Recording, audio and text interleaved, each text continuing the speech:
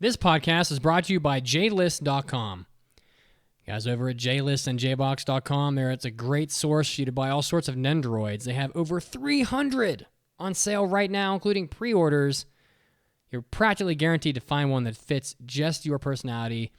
They have Tanjiro and Nezuko Nendoroids, Eijiro Kirishima, Kratos from God of War, Saitama, Hestia from Danmachi, Shizue from, yes, Animal Crossing, and Aoi Miyamori from Shirobako, all those on pre-order, so you can get in there before everybody else and be the coolest one when you show up with it at work or at home. So head over to JList or JBox.com right now, browse their giant selection of Nendoroids, find something perfect for you, and you'll be supporting the podcast. And now, it's time to start the show.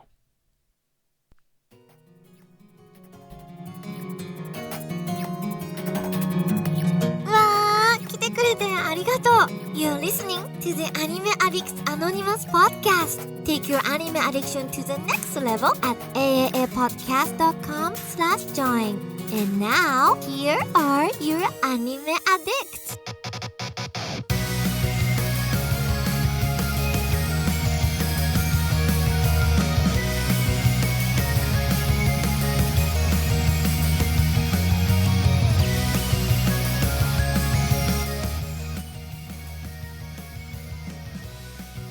Our boy is muted right now because I'm not sure why, but I'm very excited for him to lead the way. I was muted. Okay, I'm a professional, so I'm gonna do it again. Ready?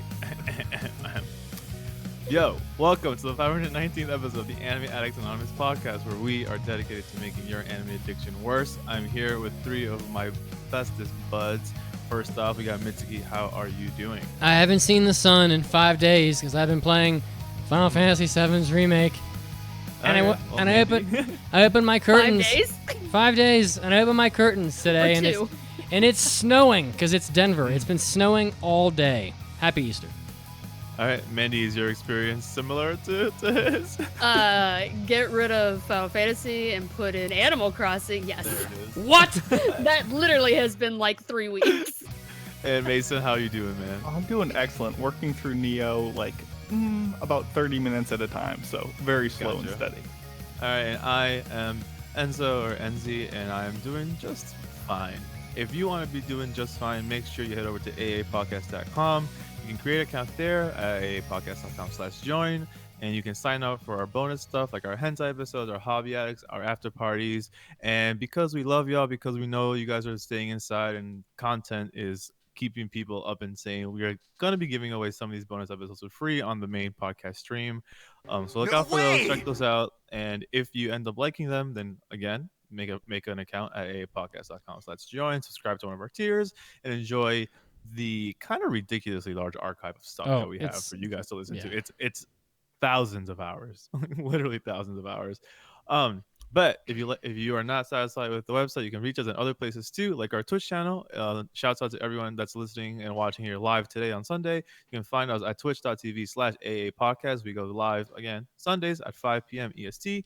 You can catch us on our Facebook group at facebook.com/group/aapodcast. We have Fan Hour Fridays. You can submit the stuff you're working on there, like sketches, paintings, cosplays, tattoos, literally whatever. And of course, where the heart of the podcast, I think, currently lies is our Discord. If you go to aapodcast.com, you can find a button at the top that will take you right to the server and join the, I think we're approaching almost 2,000 people on the Discord, which is a lot, and there's a lot of active speakers up there. So I'll leave it up to my Discord buddies to take care of the next little portion of here. Mason, what you got? Yeah, we got so many new people joining every day, and it's so much crazy. fun. And don't feel like scared. Don't feel like it's a lot. It's super casual. It's a fun time. We have seasonal watch parties where every Saturday we get in a call and we just watch the latest anime and talk about it. We've been watching Listeners, My Next Time as a Villainess, Kakuchigoto, Art, who became the goddess of the health club after episode 2 with her gains, Tamayomi, Wave, Listen to Me, Cough Cough, Hint Hint. We watched Kaguya season 2 episode 1 last night, and even the people who hadn't seen season 1, we were all having a blast. It was a good time. So jump in and decide what we're going to be watching on a week-to-week basis. We also have Anime Club, and Mitch was kind of right about the last one where we talked about Sound of the Sky. It was It was a good discussion. Let's just say that. But our next meeting is on April 22nd, and we are going to be watching the series White Album 2.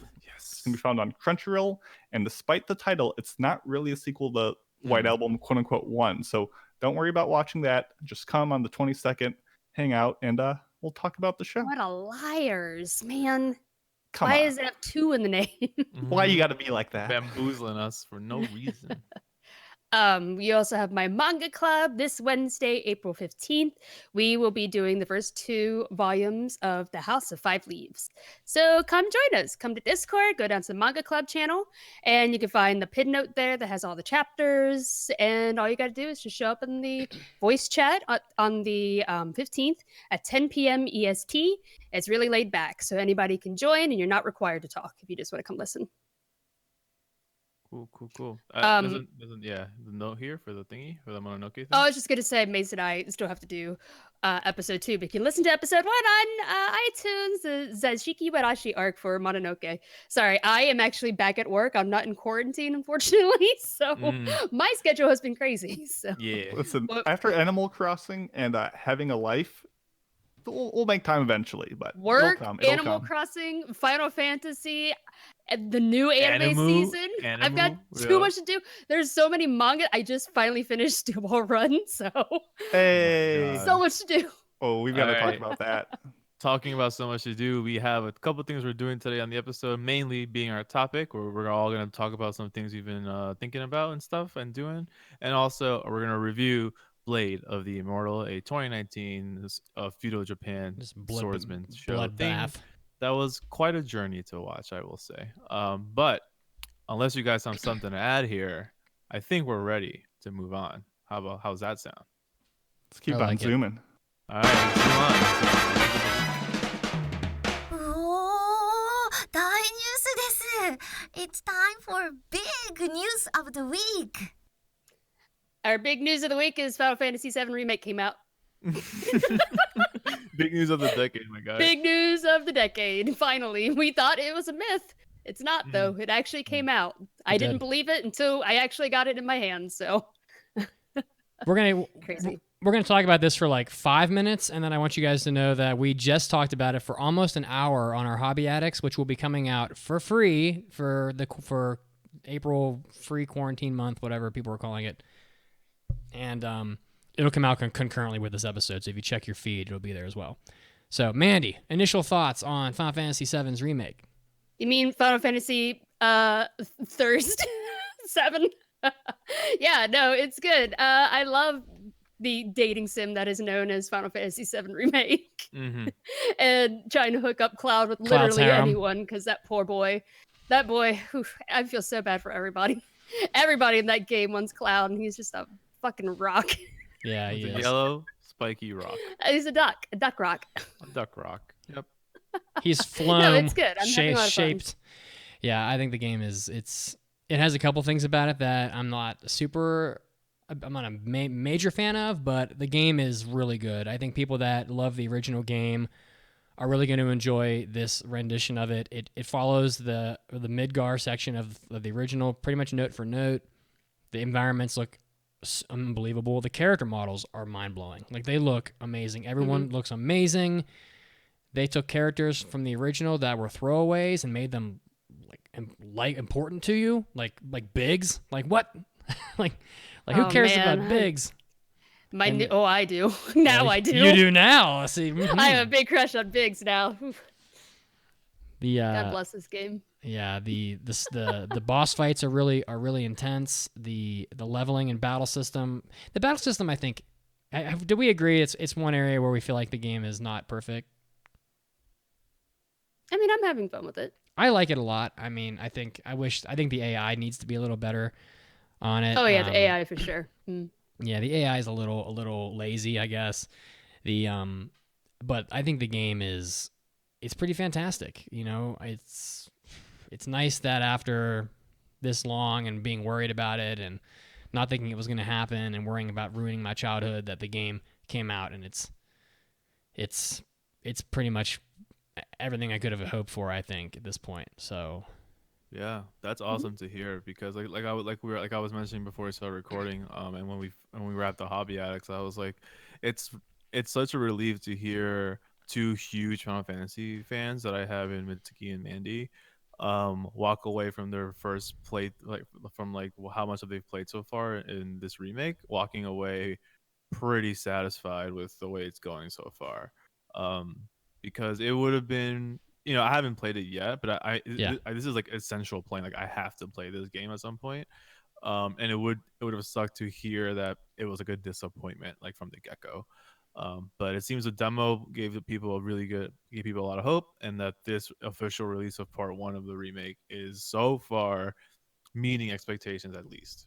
You know, You know what? There is a big thing that we didn't talk about that I completely forgot about. That I was like, this is a pretty big difference that we probably should have mentioned in the Hobby Addicts, and that's how summons are done now. Because summons were always such a massive part of Final That's true. Fantasy, and now they are very different now, and we didn't get to talk about that in the Hobby Addicts. Would you like to mention it now? I guess we could save it for the after party. Yeah, I mean, we can. I would just say that it's somewhere. We don't have to go into a lot of detail. I'd say it's somewhere between Final Fantasy 15 and Final Fantasy 10 right now. Yeah. So it's Interesting. okay. It's not Like, I mean, summons are in the game, which I was expecting, and You I was expect that, yeah. excited for because they're a big part of the Final Fantasy franchise. But what I thought was very interesting now is that you don't like when you used to summon them in Final Fantasy 7, they would just come in, do a big attack, and then leave. But now they Yeah. come in and they actually fight alongside of you, and you can have them do attacks with you, and then for a certain amount of time, then they disappear. But you can only use them in boss fights, like in 15. Like they don't show up. Like you can't just use them on grunts. Which is a double-edged sword. I think it's kind of cool. I mean, it keeps you from wasting them. But also, I used to like using summons just to slaughter little tiny people because I thought it was funny. just to like fucking cautious hero a rat. Yeah, exactly. You see, you can't have the fat chocobo just fall out of the sky and just crush Oh man, the smallest little poor hapless animal. that was always my favorite summon. I love Yeah. that fat If you chocobo. can't summon Donald Duck from Kingdom Hearts, I don't care. Yeah, He's I'm the only out. summon for Get me. out of here! Get out of here! with And for that. this, I'm out. And for this, I'm out. But yeah, so we won't go into it. We have a lot of stuff to cover today, but it's really good. Like I think I saw a poll that said that 72% of gamers had already bought this. I was like, wow. That's insane. You know, That's like literally How do insane. you pull that? well, it was Question so mark. it's probably a little biased because it was on pushsquare.com, which is probably a PlayStation site, but at least 72% of the 9,000 people that voted on there had bought it already. So and then only 7% said they weren't planning on getting it. And I was like, wow, that sounds like a game people have been waiting for. So have no fear. Go buy it without fear. I think Final Fantasy fans are going to be satisfied for the most part. There's a lot of Yeah. people are bitching online. It's too linear. I'm like, do you remember how linear Final Fantasy 7 was in Midgar? I mean, Yeah. there was no branching out to do until you left Midgar. So let's pump the brakes on being too linear. Like, it's fine. Go enjoy it. Yeah, listen- Reno's in the game. He's the best character. Play for Reno, guys. I like Rude personally. I think Rude is cool. Rude's good too. They're both good. I like how Both he got good his sunglasses broken and promptly pulled a fresh pair of sunglasses out and put them on. I was like, this is hilarious. What a boss. That Yeah, was that's great. a boss move. Yeah. So and go listen to Hobby Addicts for more of our discussion on that, Full discussion. and maybe the after party too. All right, you guys want to move on? Yeah, bring it to the corner, baby. 皆さんおめでとうございます Join us in Enzo Senpai's Notice Me corner. Yep. You heard you right. This is Enzo Senpai's Notice Me Corner, where you guys can write in to me about things you're working on, things you're proud of, things you've accomplished that we can shout you out for. Because, like I say every week that I'm on this episode, we fucking love you. We do. Okay, capital L for love. Yeah. Okay. Dabu Capital L dabu. for love. Capital L for love, guys. Caps lock that shit. All right. Dabu Anyway, dabu. this one comes in from Rock Around the World, and they say, "Hello, AAA hosts. Thanks for continuing to make my anime addiction worse. First, for my first Enzo Senpai's Notice Me Corner submission, I wanted to put something forward that I haven't discussed much with anyone in or out of my family. A few years back, I was in a pretty intensely abusive, both verbal and mentally, but also physically relationship. This relationship not only made me question myself, but this person actively pitted me against my friends, family, and more, all in the name of the only person in the world who would ever love me, since quote unquote no one else would ever want to marry me. End quote. After about 16 months, the relationship ended, unfortunately not on my own strength or volition, but out of the person's desire to be with someone other than me. Oh fuck that guy! Holy shit. Um, it took me a lot of help, both from my friends and family. Both from the friends and family I had easily skirted due to that relationship, who came to my aid in my time of need, but also therapy and self care, and to truly come to love and appreciate myself and what I can offer the world. Why bring this up? Well, this week I just returned from my honeymoon. I can happily say I met the woman of my dreams, and we were happily married in Jersey about 3 weeks ago, and now live happily here in NYC in the Upper West Side. I wanted to send this out because I know so many other people have gone through similar things, and I want this to be a reminder to everyone that you are always worth it, and that anyone who tries to degrade you or knock you down levels of any kind certainly does not love you. It took me time and patience to see that through, but today I am happier than I have ever been. So, wishing you all the best, and please keep my addiction going. Rock around the world. Well, rock around the world. I just want to say, you know, before even saying thank you for writing in, like, I am so very proud of you, because that takes a world of energy and effort to overcome something that dark, especially when it starts to seep into what you think about who you are in this massive world. That kind of spiral of thought is a very dark place to be. So the fact that you climbed out shows that at the core you are a very strong person. So congratulations on getting out of that spiral. Congratulations on getting married, and it sounds like you're happy now. And you live in Yeah. my city, so if I ever run into you by chance, we should hug. I would love to hug you sometime. So thanks for writing in, like for real. And I hope that life now gives you blessing after blessings from here on out. So if you guys want to write in like Rock Around the World did, go to aapodcast.com, and at the top of the website there'll be a button that says mailbags and more. Once you click there, you can see the drop down, and you'll have the option to write into Enzo Senpai's Notice Me Corner, where we're gonna just shower you with love, because fuck, we're proud of all of y'all. Yeah, And you're yeah, fuck it, and you're worth it. yeah, and you're fucking worth it. You know what I'm Yeah. saying, my guy? Okay, okay. Okay. Now, thanks for listening. On to the next thingy-majig for the podcast.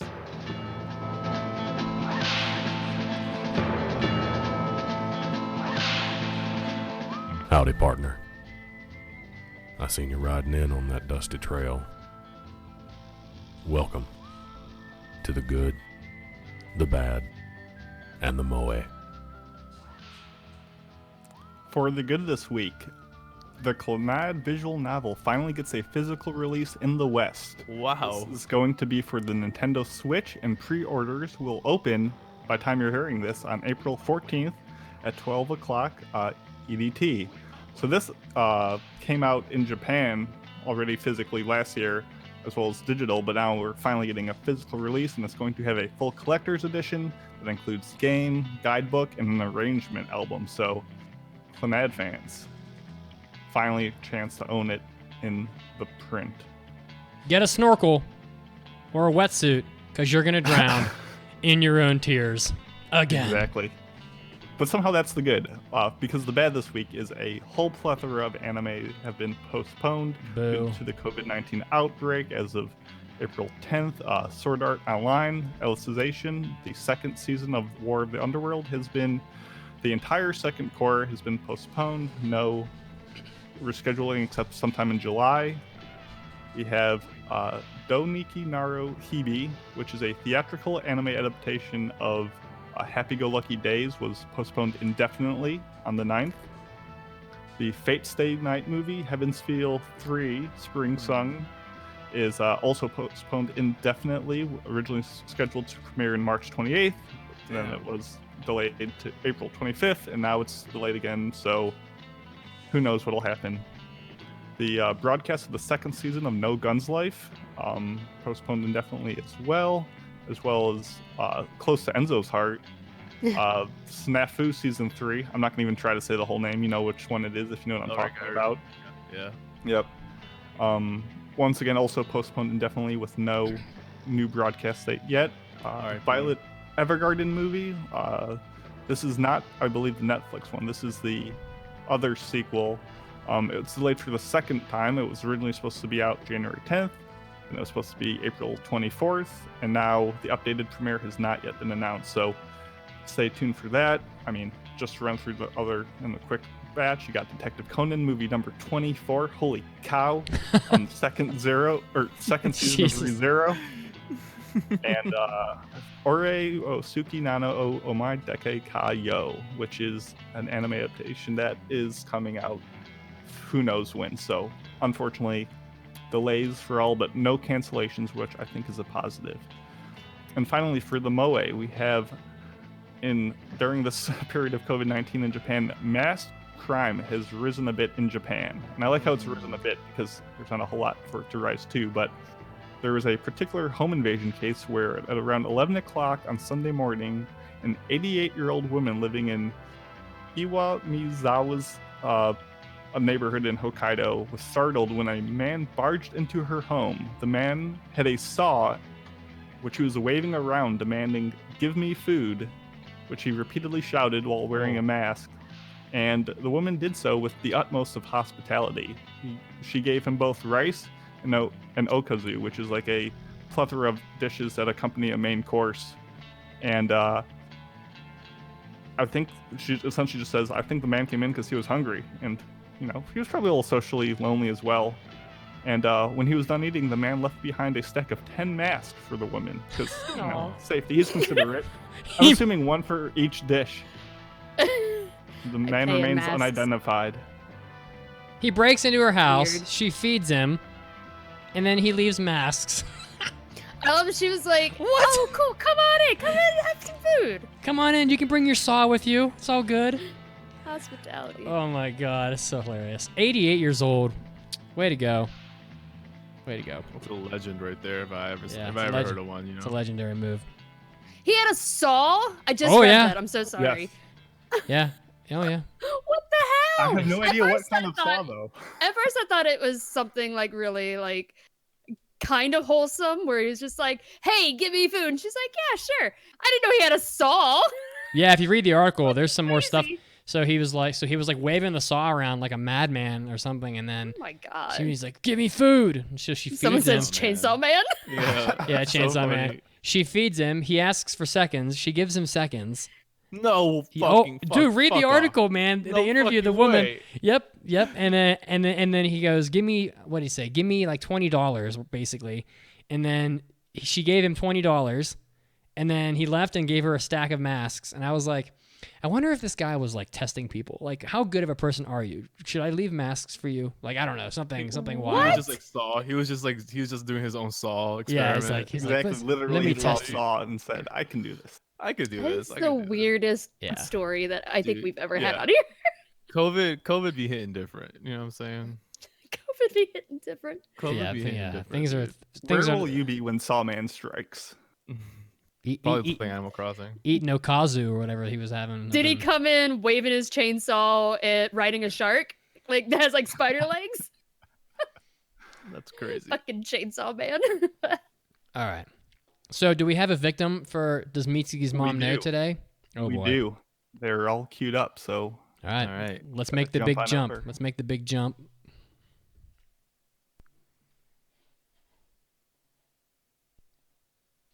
And we're back. All right.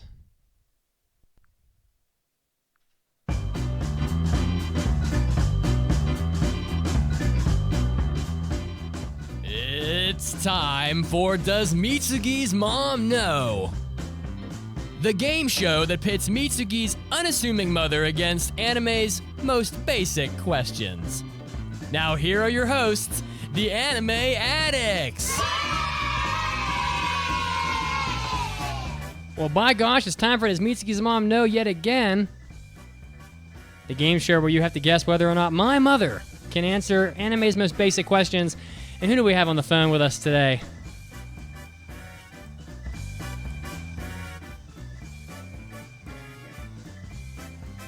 Oh.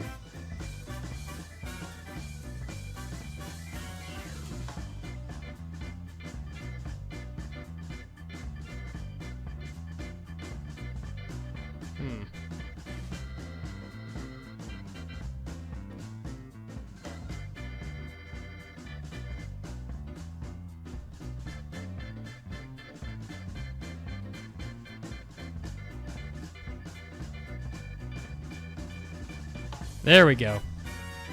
Hey, how's it going? Doing good. Well, by God, it's time for Does Mitsugi's Mom Know yet again. The game show where you have to predict whether or not my mother can answer anime's most basic questions. And who do we have on the phone with us today? Hi there. It's Kwa or Chris. We'll I like stick- Kwa. We'll go with Kwa. Kwa, right? Kwa, Yeah, let's go It's with actually Kwa. it's a shortening of Killua from Hunter Oh. x Hunter. Oh, well. Yeah, I know, right? Best friends. Hey, Hi. there we go. Hi. And where are you calling from? Colorado, Mitsugi. Oh, what? I know, dude. Neighbors, man. Is it snowing where you are? It is very Fantastic. lightly, And where in Yeah. Colorado are you located? though. Northernmost point, like Fort Collins area. Okay, all right. Great. Yeah. Well, I hope you win then as a fellow Coloradian. I know you probably know how this game works already, but you have to guess 3 out of 5 questions. Does my mother know the answer to anime's most basic questions? And if you can get them right, you will break the curse, first of all, of what is now something like 9 or 10 consecutive losses on this game because nobody can seem to win. And you will also win a fantastic prize, which I will try to make it nice weather. How about that? Being on the podcast with you lovely people is the only Oh. prize that I need. That's Oh all my right. goodness. Oh, listen to them trying to curry favor. Can't wait. Mitsugi's mom shows no I'll eat, that mercy. shit, I'll eat that shit up any day. Let's get it. Hey man, I gotta butter you up for when I like lose like 0-3 instantly. You know, I have to leave a good impression before I go. True. All right.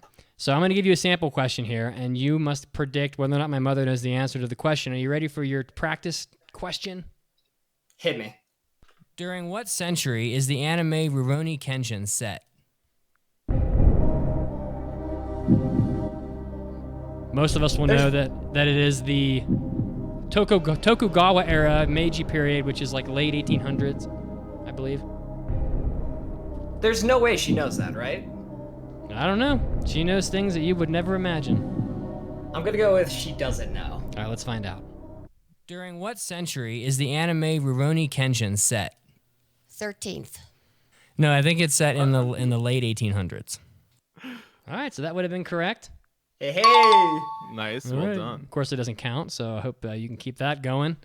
Are you ready to hopefully win? Does Mitsugi's mom know? Let's Game do time. this. Game time, friends. Good luck, lucky player. With me, it's you never know. In Monster, what kind of doctor was Dr. Tenma? Did you pick that question up? Yeah. She doesn't know that. All right, the question was, what kind of doctor is Dr. Tenma from Monster? And you're saying she does not know it. She does not know. All right, let's find out. In Monster, what kind of doctor was Dr. Tenma? He was a surgeon. The judges are conferring. Yes, we'll take that. Oh no! No. See? That's not a good. Hey man, Oh, we no. should have counted the test question. That's what I'm going with. Well, here's the thing. You gotta remember that Yeah. it's Mitsugi's mother. You know what I'm saying? And Mitz loves Monster. You, I you do. got that thing outside the box, Right, guy. You right. see what Okay, I'm saying? okay. Things- Okay. These things That's matter, okay. you know? All She- right, I'm ready. I'm ready. She has seen all 73 episodes of Monster or whatever it is. So, Wow. all right, are I you mean, ready? we could ticky tack her for not being like a neurosurgeon, but I think it's fair enough. We'll allow it. The judges conferred. Okay, are you ready for your next question? I think that was just a little bit of nervousness. I think you're gonna get back on track with this That's one. okay. Yeah. All right, I'm that's ready. fine. All right, let's hear it. On what continent is the Studio Ghibli anime Porco Rosso set? She knows this. She's got to know this. All right, so she knows that Miyazaki has a big hard-on for Europe, and it's set in Europe. And by the way, I should say that we're going to allow one phone a friend here of a co-host. That's not me. Oh. Throughout the course of Don't this. ask me. Okay, cool. Yeah, she definitely knows this one. All right, I'm locking you in. Lock it in. On what continent is the Studio Ghibli anime Porco Rosso set? What continent? Europe. That's right. I think it's mostly in France. France. Right. Let's go. Woo! Oh, okay, we 1-1, baby. We in there. Well, Hey, nice. hey, Nice. we're here. That Adriatic Sea, my dude. Mhm. We in here, Ooh. boys. We in here. She even knew that it was in France. I'm not sure if it's in France, but I thought it was. Maybe It has not. Frenchy vibes. I wouldn't be Yeah. surprised. All right. Well, you have now erased your first miss. You now have to get 2 out of 3 right. Are you ready for your third question? Let's do this. I believe in you. In Dragon Ball, what planet do the Saiyans come from? It's literally named Planet Vegeta. Yeah. He's in the anime. But does she know that? I think she knows it. I'm gonna believe. It's a lot of faith. Yeah. I believe. All right, so my mother knows that it's Planet Vegeta.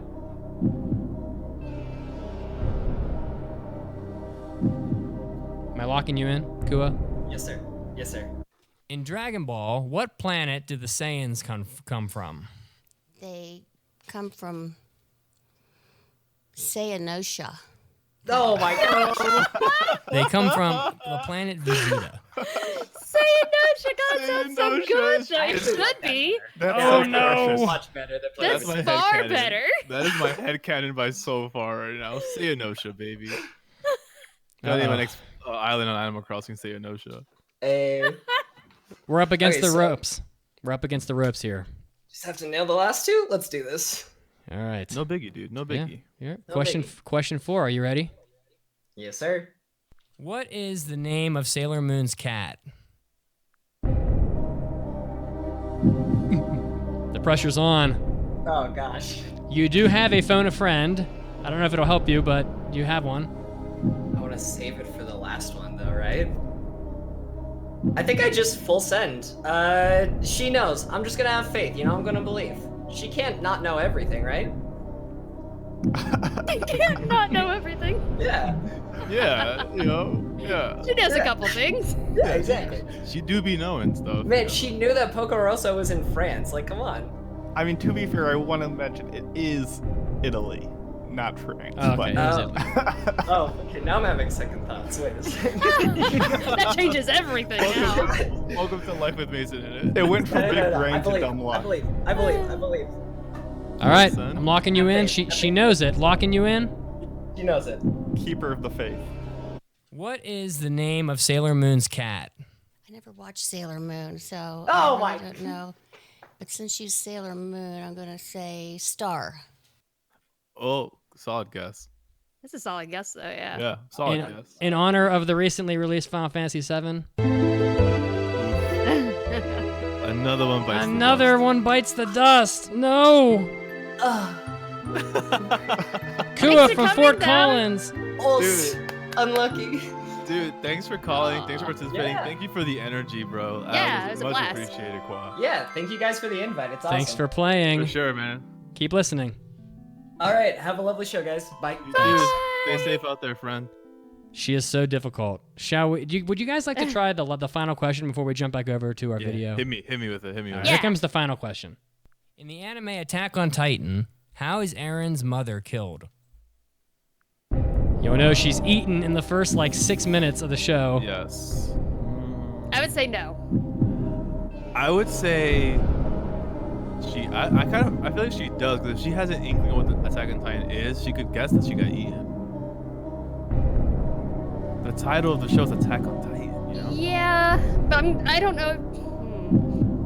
I don't know if that'd be one that she would immediately go watch. So I'm going to stick with no. Okay, I'm in honor of Qua, our fallen friend. So yes. Full send. All right, here we go. Mason. Yeah. Oh, I'm wait. busy writing an email to Akira Toriyama telling him that he messed up with this Planet Vegeta nonsense. But Perfect. I think she doesn't know. I think she doesn't know. In Sayanosha. the anime Attack on Titan, how is Aaron's mother killed? Somebody took a sword and cut her head off. Yeah, she has She a was wild eaten by a imagination. Sorry. She didn't that's have to that's say not all fair. that. Okay. Cut her head off. I don't think there was much left of her after. All right. Well, with much discourse after that, we have yet again failed to break this. This is a difficult game. It's harder than I intended. Dude, your mother is a wild card, dude. I love Yeah. it. I love Yeah. it so For much. the first I want to play one day. I think I do all right. For the first 5 or 6 games, I think it was like 50-50, and since then it's just been totally dry. Shall we jump back over to our video? We Let's certainly take the can. jump. Here we go with the weird transition. With any luck, we You will guys end up in enjoy the it? same spots.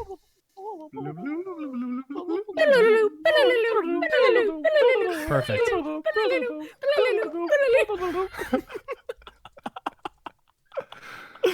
We're buffoons. All right, we're back, guys. All right. And moving on. Okay. We are moving Alrighty. on. Enzo's got some trivia going on for you people. Yes. So, as Mason said, we got the trivia part of the podcast. If you want to go and answer trivia that's on our website, go to aapodcast.com. Scroll to the bottom. There's a picture and a question there which you can answer. The answer for last week's trivia question is Wolf Children, which is one of my favorite anime films. It's really sweet. The winner for this week is Maddie 40 Hands, and the month's winner is Mochi Mochi, which is, I love Mochi Mochi. Mochi. Mochi Mochi. The current theme for the questions going forward is going to be anime shrine maidens. Oh, that's difficult for me. I feel like I would suck at that. I will say though, if you go to the website right now, I think almost anyone could get this one. Mhm. All right. I believe in you, listener. So Mason believes in you. That never happens. Okay, so Wow. Ooh, that hurts. so anyway, if you want to take a shot at the questions going forward, go to aapodcast.com. Scroll all the way to the bottom, and yeah, try your luck there. Now we also have our in-show trivia question as we go into our break. And then you have the break to ponder and try and figure out the answer, and then we'll tell you after we come back. The question is, the mangaka for Blade of the Immortal, Hiroaki Samura, has an ongoing series which is getting an anime adaptation this spring 2020 season. What show is it? I have mentioned this before, and it's wild, so try to guess it. I might have given you a hint at the beginning of this podcast. So. Ooh, I like that. We'll answer it after the break. See you soon.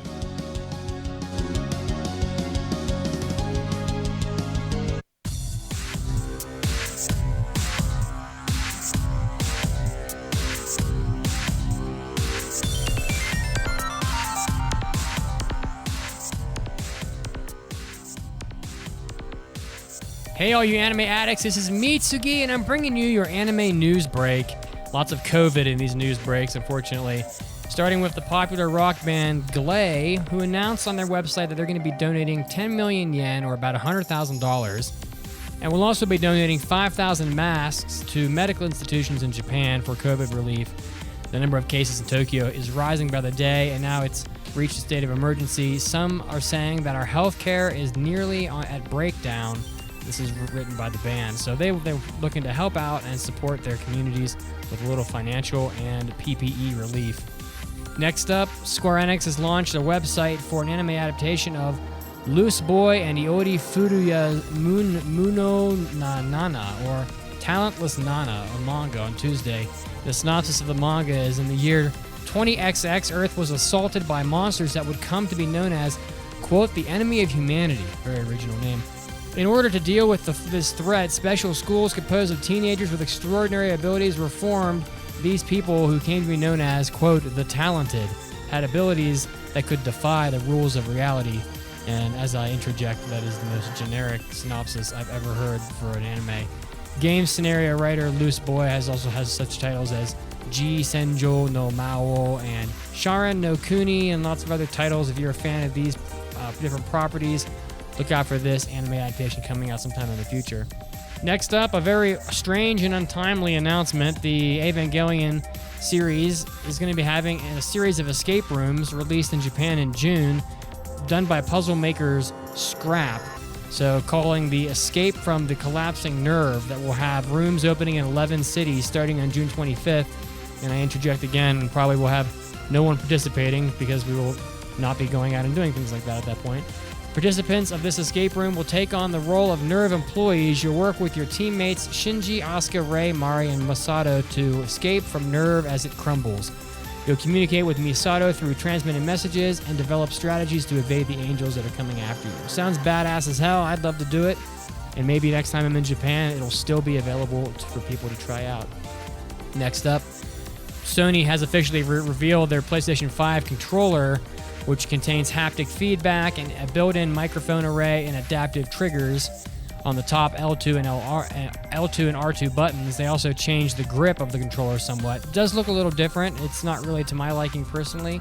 If you're a big fan of Sony PlayStation as I am, go online and you can look up images of the new controller online. That definitely comes in white and probably black controllers as well. This is Mitsugi, and this was your anime news break. And now, as always, time to get back to the podcast right now.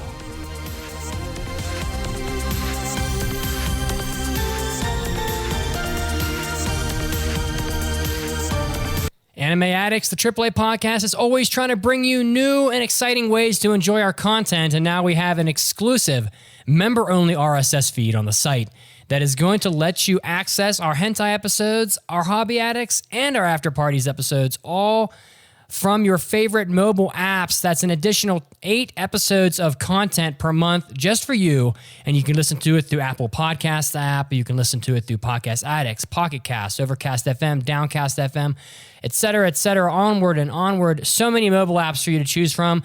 If you were holding back on supporting the podcast because you didn't like listening to our extra content through our website, now you can get it and listen to it the same way you enjoy all your other podcasts. So pitch in, help out the podcast, do a good thing, and enjoy all the extra content we have for you. Just go to aaapodcast.com/join, support the podcast, Merry Christmas, and you will get all this extra content and an exclusive member RSS feed for you to enjoy. That again, that's aaapodcast.com/join, and support the podcast. Oh yes, my queen!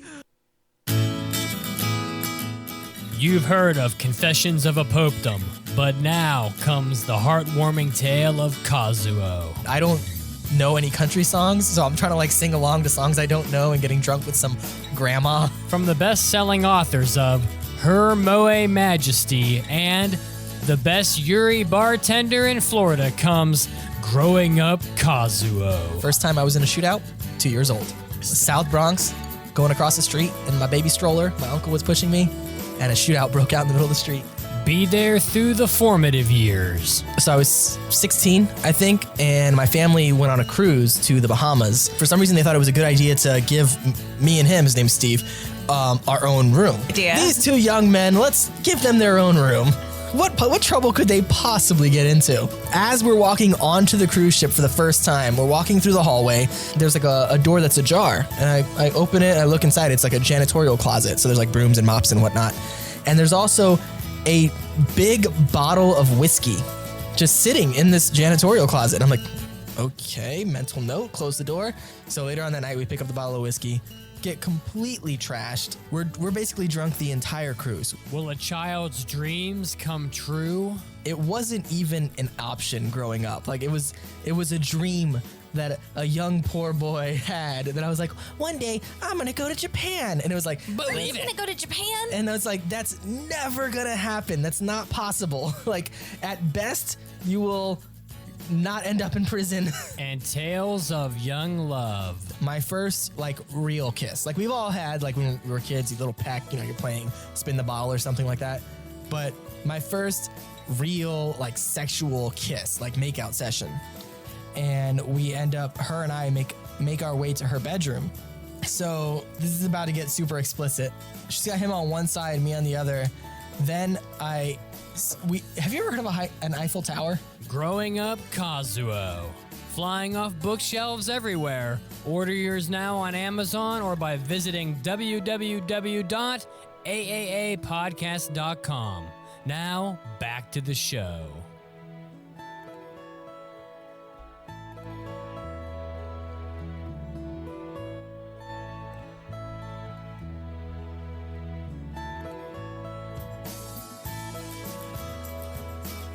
All right, we back at it now, baby. Before the break, Mandi asked you a little question that went something like this. The mangaka for Blade of the Immortal, Hiroaki Samura, has an ongoing series which is getting an anime adaptation this spring 2020 season. What show is it? And the answer is Wave. Listen to me. It's one of the wild. it's insane. It's actually insane that the duality. We have no choice but to stand the duality here. I remember I mentioned that when I did my manga minute on it, and I was like, what a weird switch from Blade of the Immortal to Wave wasn't it? I So had wild. a whole thing in my notes about like in the review part where I was like talking about how like Blade of the Immortal is kind of like Vinland Saga, and like that author also did like Planet Test, like a very like different So aesthetic crazy. between their two series, and I'm like, I love it so much. That is so crazy. But hey, speaking of Mandy's manga minute, Mandy, are you ready? I think so. All right, roll the thing. And now, let's take a minute for the Manga Minute with Mandi. This is Mandy's Manga Minute, where I take a minute to tell you about a manga and help you find something new to read. And this one is called Perfect World. Perfect World is a romance manga, josei romance manga, written and illustrated by Rei Arugawa. Kawana Sugumi works for an interior design company. She goes to a drinking party at a client's architectural office and happens to meet her first love. He's more handsome than ever, and it isn't until he's leaving that she realizes something has changed about him. Ayukawa is now in a wheelchair. So this series is still currently publishing, with 9 volumes currently available in English digitally, and it finally started releasing in physical printed volumes, and the first one just released like last week. So Perfect World follows the relationship of the main protagonist Sugumi as she attempts to reconnect with her high school crush, and what she discovers is that an accident has left Ayukawa paralyzed from the waist down. And when I read the synopsis for the story, because this one came recommended to me, and when I read the synopsis, I was very apprehensive because this isn't a topic that's explored very often in anime and manga. And with it being a romance, I was very concerned about it turning into maybe a story about saving someone, but I was very pleasantly surprised by what I read. So Ayukawa is a strong and independent character, and Sugumi makes it very clear that her feelings for him are not due to feeling sorry for him. But the story also doesn't hide the emotional impact that traumatic injuries can have on a person. And both protagonists have their own flaws and insecurities that they work through together while also growing closer. But I think my biggest issue with this manga is the art. It's not a pretty manga, but there are a lot of issues with faces and especially hands. But I've only read the first volume, and I'm definitely interested in reading more and giving at least a few more volumes and seeing how the relationship grows. Although, just a warning, I did read some comments on this series that said starts out really nice and then throws in a bunch of like unwanted drama. So just a warning if you want to check it out. Maybe read into it a little bit more. But yeah. And that will be made into an anime. What? Within 6 months? Know. I wouldn't be surprised. This one came recommended to me quite a few times from different people. So I don't know. All right. There's always space for some good old romance. I'm always here for it. So I hope so. Yeah. Get it. Yeah. Well, it's time for Mason's new segment, Anime Arguments. You ready to get heated? Shonen edition. Let's do it. Let's get it. Ladies and gentlemen, let's get ready to rumble!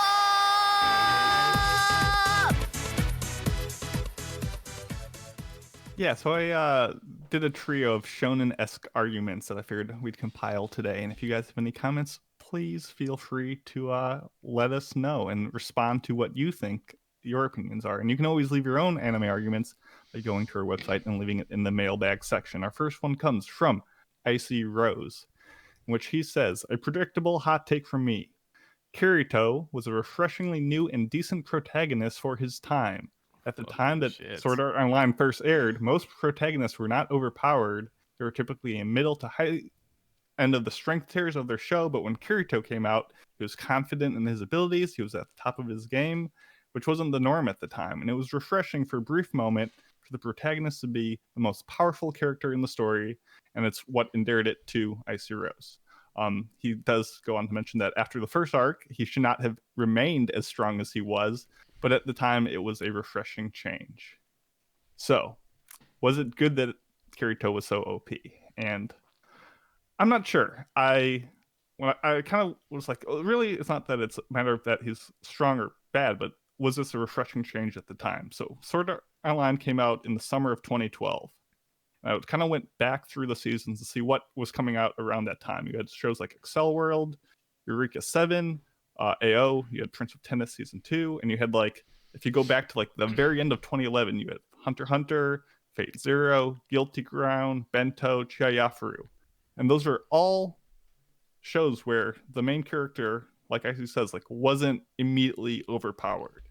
And I think a part of that is we kind of quote unquote skip the training arc that Kirito has from like playing the demo. So we just already assume he's the strongest. And I think this is a pretty good take. I like OP Kirito at the beginning. And I think everyone thinks that the first episode or two of Sword Art Online is pretty good. So I don't have a problem with Kirito being strong. I just have a problem with the rest of the show kind of kowtowing to him when he's such a wet blanket of a character, like emotionally, and just like Cloud, everyone loves him for no reason, and he just kind of. Well, Cloud's a bad boy. Have you seen those shoulder pads? They have like screws on them. I mean, it's pretty tough. With his nail bat. Those eyes, my guy. Come on. Those green Put a bolt eyes. in it. Come on. So I think Kirito was a fine character. He's very similar to the show we just reviewed, Cautious Hero. But Cautious Hero had like a plethora of interesting characters that kind of orbit him that made it interesting, whereas I think rest of Sword Art Online really didn't have as many kooky people to keep it entertained. So Kooky people? Kooky, ridiculous characters. Do you think maybe it took itself too seriously in the beginning? Maybe it had a very serious like first couple episodes. Yeah, They I did, think but the they were done well. Yeah, I think the seriousness matched the underlying whole, like, if you die in this game, you die in real life. Yeah. I thought, the beginning was fine. So I didn't have a problem with Kirito. Like I said, I wasn't really watching a ton of anime at that time. So I could see how this was a refreshing change of pace. And maybe we'll have to do a retrospective on just like drastically overpowered characters at another day. Our next one is kind of a response from last week from the Anarchist. This is a response to the Naruto argument. And they say, whoever said that this anime lacks story clearly hasn't put in the time to put the pieces together. He compares Naruto to a modern day epic, and the story is so deep it's told over generations. It starts with a young kid, but by the end, we know the backstory of 30 plus ninjas and clans. The world building is on another level. He says, I could easily keep on ranting, but I'm going to keep it short and leave it at that. And I do find it a little ironic that, this person knew that once a point was made that there wasn't a need to continue on, unlike Naruto. To quote Confucius, more than enough is too much. And while I defended Naruto last time, I would say that the efficiency that it tells its story is so piss poor. Yeah. I mean, you can compare it to a show like JoJo, who also tells a story over many generations, but it instead focuses on the most exciting part of each person's story and then moves on. Or like Space Brothers, where it goes into detail, but there's always a constant progress towards being an astronaut. And I think what we really need is a Naruto Nakama Hood, like comparing it to a Hunter x Hunter remake or Full Metal Alchemist Brotherhood, where those shows are like streamlined, trained dogs, like in those agility courses. Like they know where they're going, they respect the viewer's time, and they're getting from place to place. Like Naruto or Dragon Ball, because might as well throw that under the bus as well. Those are dogs that are full of potential, but there's no like owner like directing them. So they just kind of like sniff around, they take naps, like they pee on the field, like they're not going anywhere. So I got really lost in this analogy. What's happening? I'm talking saying about Naruto pissing on people. What is happening right now? I'm just saying it could have been done far better. And while, yes, it better tell an epic story if you're going to take that many episodes. So it does have a story, but it doesn't respect the viewer's time, and it really should. So, I mean, it's a pretty big stretch to, as a huge Dragon Ball fan myself, it's a pretty big stretch to even say that Dragon Ball has a story.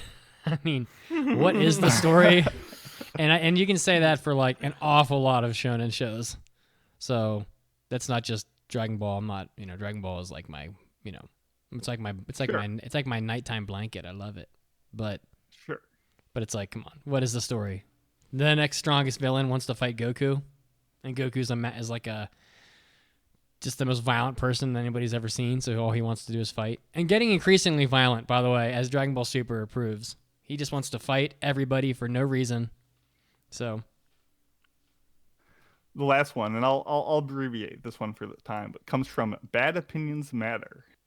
And they write that the 7 Deadly Sins is just a better fairy tale. And they go on to list a plethora of reasons, including the animal companion, the female companion, the main characters of Natsu and Melodious, and kind of their rivalries and how they grow throughout the series. And I honestly have not seen either 7 Deadly Sins or Fairy Tale. So I watched the first episode of each, like I did with High School DxD and Tokyo Ghoul, and I'm going based on that. And I think this is a bit of an unfair comparison. I mean, Fairy Tale came out in 2009. 7 Deadly Sins came out 5 years later in 2014. So it was very much had a lot to go on.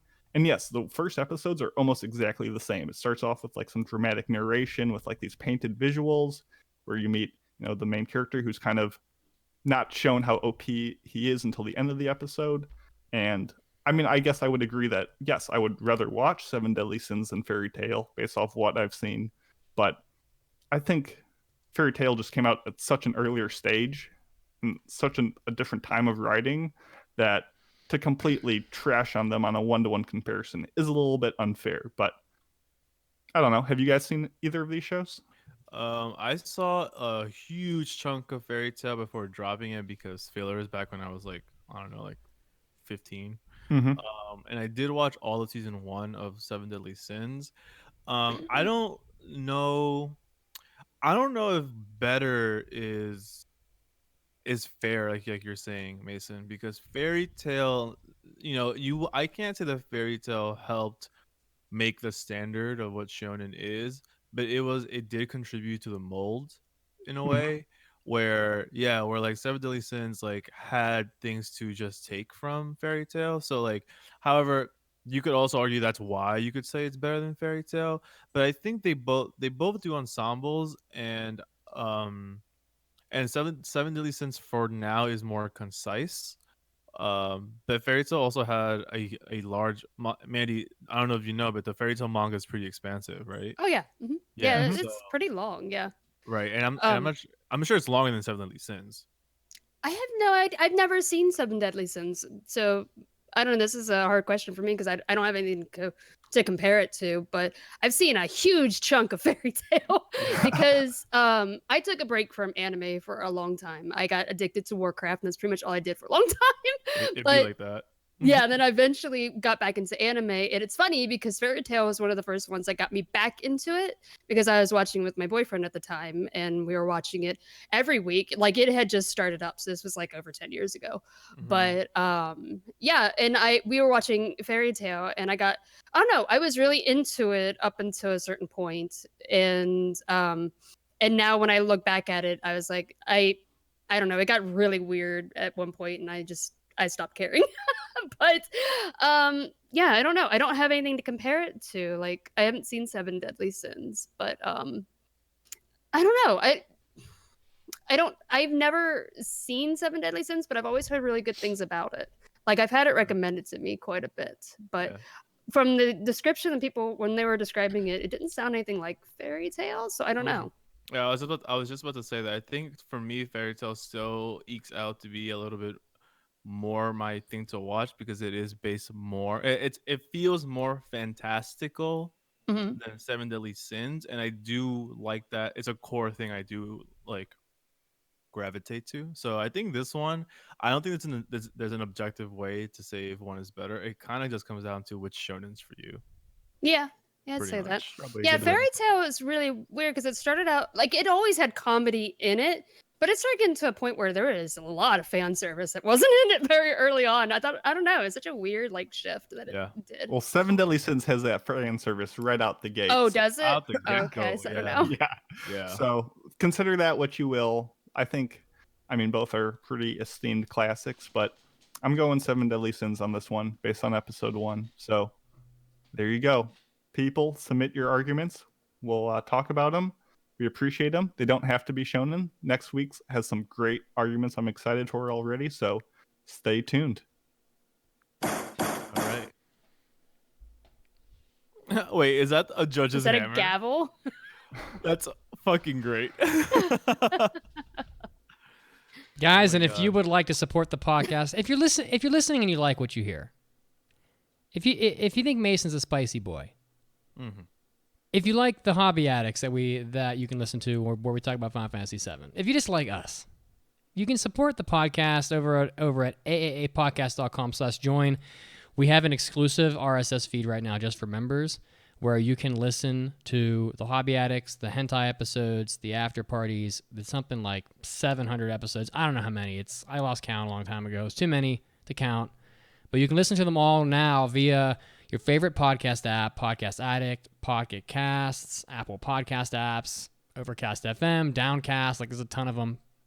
You can listen to them on there rather than having to listen to our website. So again, that's over at aaapodcast.com/join. Help out the podcast. You're going to get 8 additional episodes per month, and you'll feel good about it. I think so. And we'll enjoy you listening. So, and now for the main topic of the day, which is many topics. Yeah, pretty much.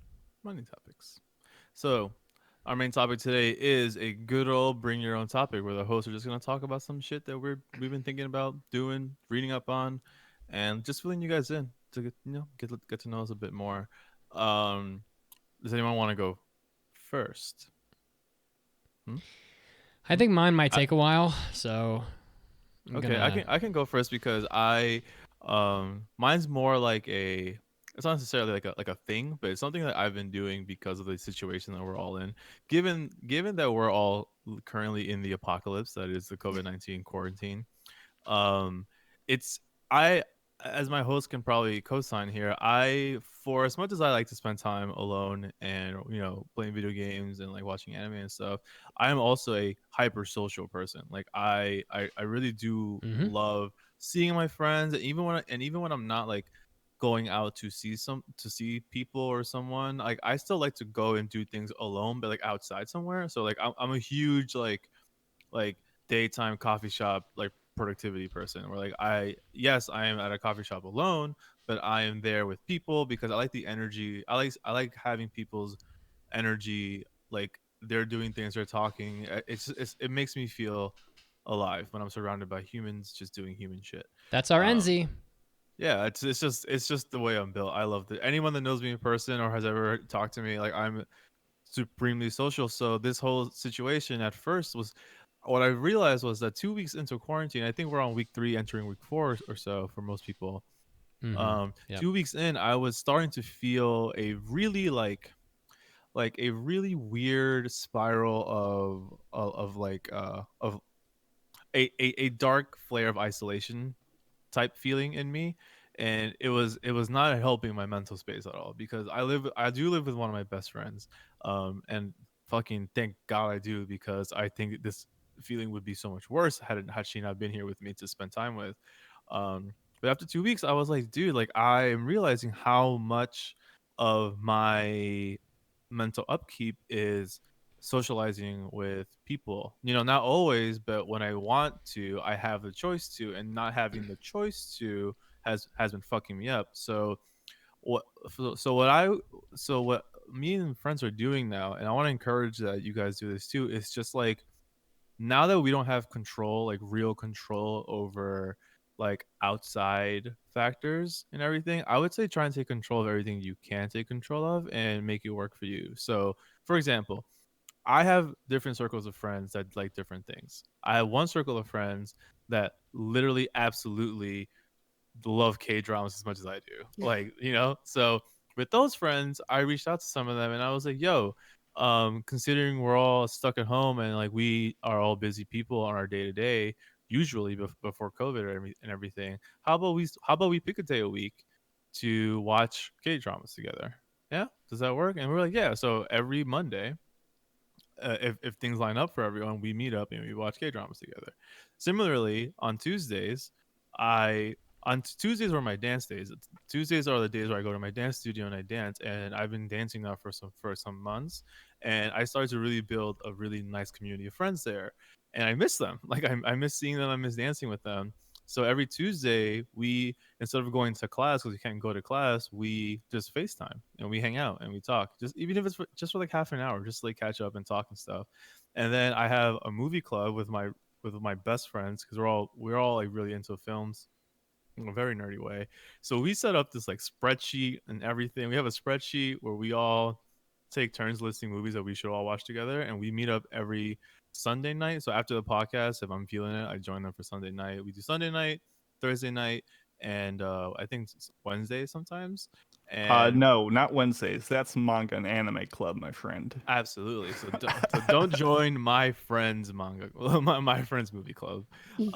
So we meet up like on those days, and we just like get up on like FaceTime or like Zoom or whatever, and we watch the same movie. We do the classic 3, 2, 1 play, and we all watch together, and it's just cool. So I've been doing that now for a week and a half or so, and it's done a lot of good things for where my mental state is at, because yes, I can't physically hug my friends or high five my friends or like make real contact with them when I'm talking to them, and yes, I can go out to coffee shops to chill really, or like go out to like my favorite local restaurants to eat and like talk with the bartenders there and everything, but it is really, really, really nice to still converse with people, to still exchange perspectives with people, to still, build relationships and upkeep relationships during this time of quarantine, because at the end of the day, human beings at the core want to feel like feel connected to people, so take it from me, who is, again, obviously I love anime. I mean, I do an anime podcast, and yes, I love to game, and those are most of the time very solo activities. But after a week and a half of doing these things very solo, where I was like, yeah, this is fine, like I can do this forever, like all the memes are just like anime fans with COVID, yes, the glory days, because we can just stay inside and everything. um Not for all of us anime fans. So like I just want to say, I encourage everyone to reach out to the people you care about and see if you can set up a weekly thing or every 2 weeks thing, and just do that, because if that's what you need to feel better, then make the effort to feel better. Don't let this stuff win out with, and let your dark places come to fruition. So, and use our Discord. Like, please use our Discord to be like, hey guys, like, anyone want to set up the thing? Like, I think that the seasonal anime viewing thing is amazing, because people can come together, and if that's their only thing that they're doing every week, at least it's something to look forward to. Even with my anime meetup, we can't meet up in person anymore, but I set up virtual meetings every 2 weeks, and now like 15 to 20 of us meet up every 2 weeks and just talk anime. And to them, they've told me, like, they're like, thank you so much for doing this, because like this is like one of the few things I look forward to every month, and is keeping me in a somewhat routine during everything, because we have a lot of people have a lot of free time, for better or worse. So that's all I got. Like, I just encourage you guys to take control of your time, set things up, reach out to people, get into a little bit of groove, because we still gotta live while being alive during. Ooh, put that on a t-shirt. We still gotta live while being alive. Yeah, there it is. I had to do the MES shit. You know what I'm saying? And Enzo just wants a high five. He's just Jesse. I just want to hug people. I'm dying. He's going to high fives, getting rejected. Oh my god. But yeah. Yeah, I think the Discord. That's what I got. The Discord, it's been that for me in the past. Having a community of people to go on, and there was a time when I'd get on there at like 10, 11, 12, a.m. I'm talking late at night here, and there'd be like, 7, 8 people on there all talking together, and it's amazing. Like that, for me, that was enough, back then. This is like 2 years ago now. So I was on there every night, and we'd watch movies and watch anime and play anime music quiz and all that stuff. And so the Discord, it can be a good place to find people that want to, talk and watch anime together and things like that. So don't discount it. It's there. It's a good tool. So it's a tool we didn't have that long ago. So now we have my manga clubs have been much larger lately, which is great. That's awesome. Yeah. Now people have more time to read. Yeah. Community will get us through a lot of the hard parts of this stuff, I think. So, yeah. Yep. That's All it. right. That's what I got. Thanks for your uplifting message, Enzo. Yeah, man. That's what I do. A little There you Enzy go. Pensy action. Little Enzy Pensy action. All right. Well, I guess I can do one of mine. So one news article that I saw that was pretty interesting is that Sony is investing. They have invested. Sony of America, sorry, have invested over like $400 million into Bilibili, which we have mentioned before. That is the channel that streams like King's Avatar and Modao Zushi, a lot of anime from China, and I think that's really interesting because now Sony of America is doing it.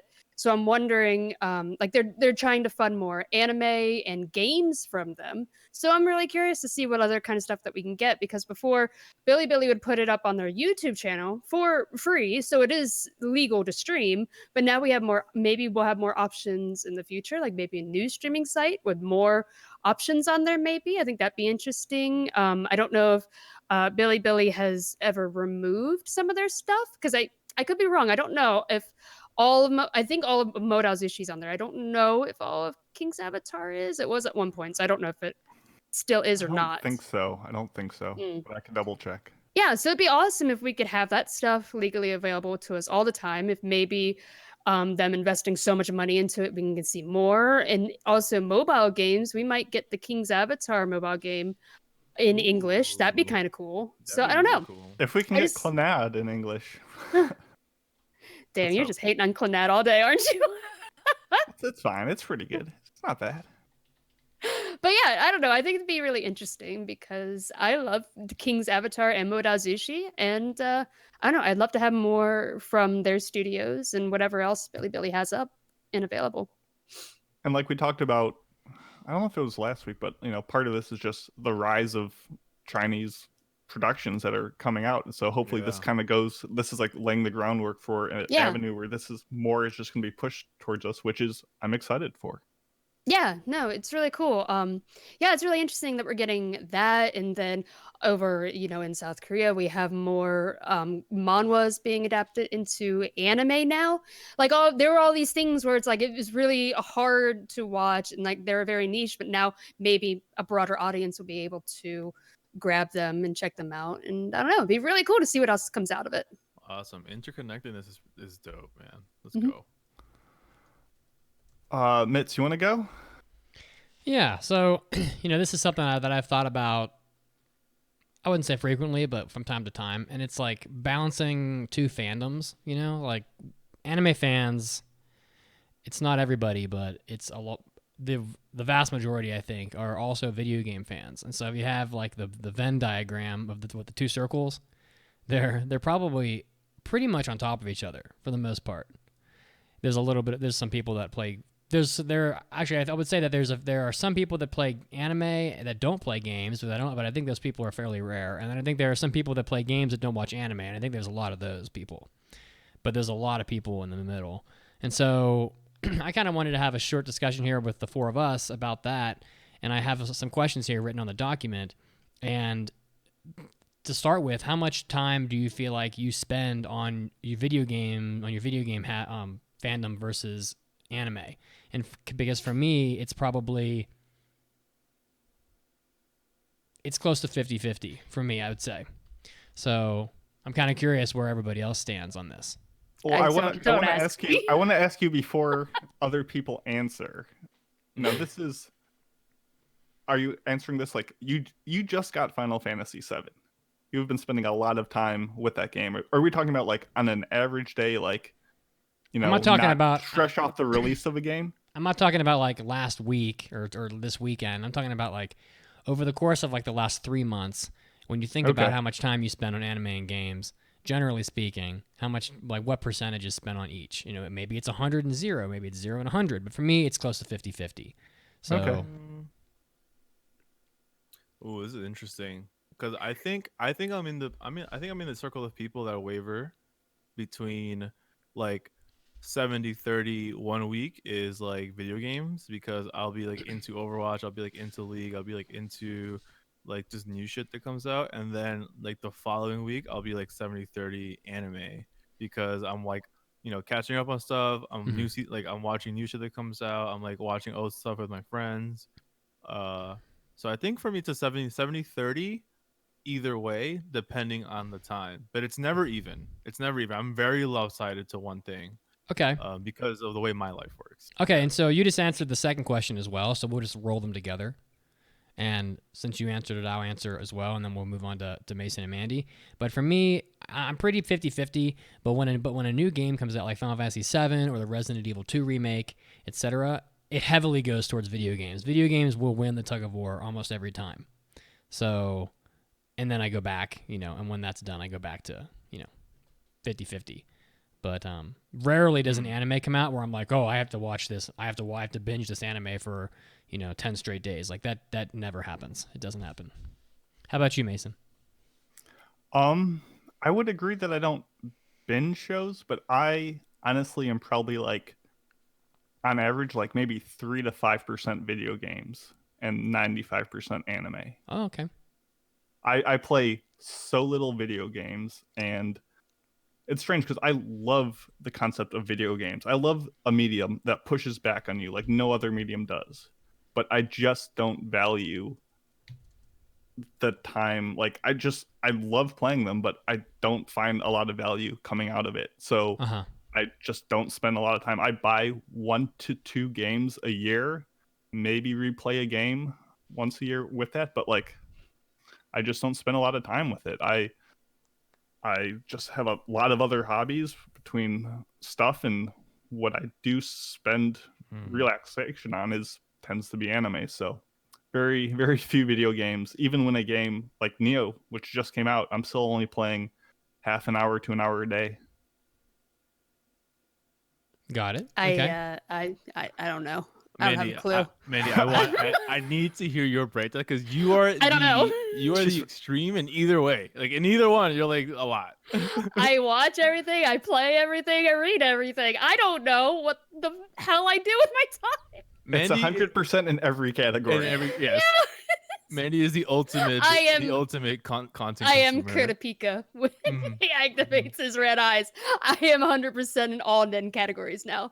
Mandy has the time thing from Harry Potter. Like Mandy has the Hermione time thing from Harry Potter. The time turner, yeah. She must. I don't understand it. Or she just chameleons it and has like one eye playing WoW or Animal Crossing, the other eye like watching a show. Mandy actually has 6 arms. That's the thing. Wow. That we know. Yeah. Or 6 arms. I have 6 clones.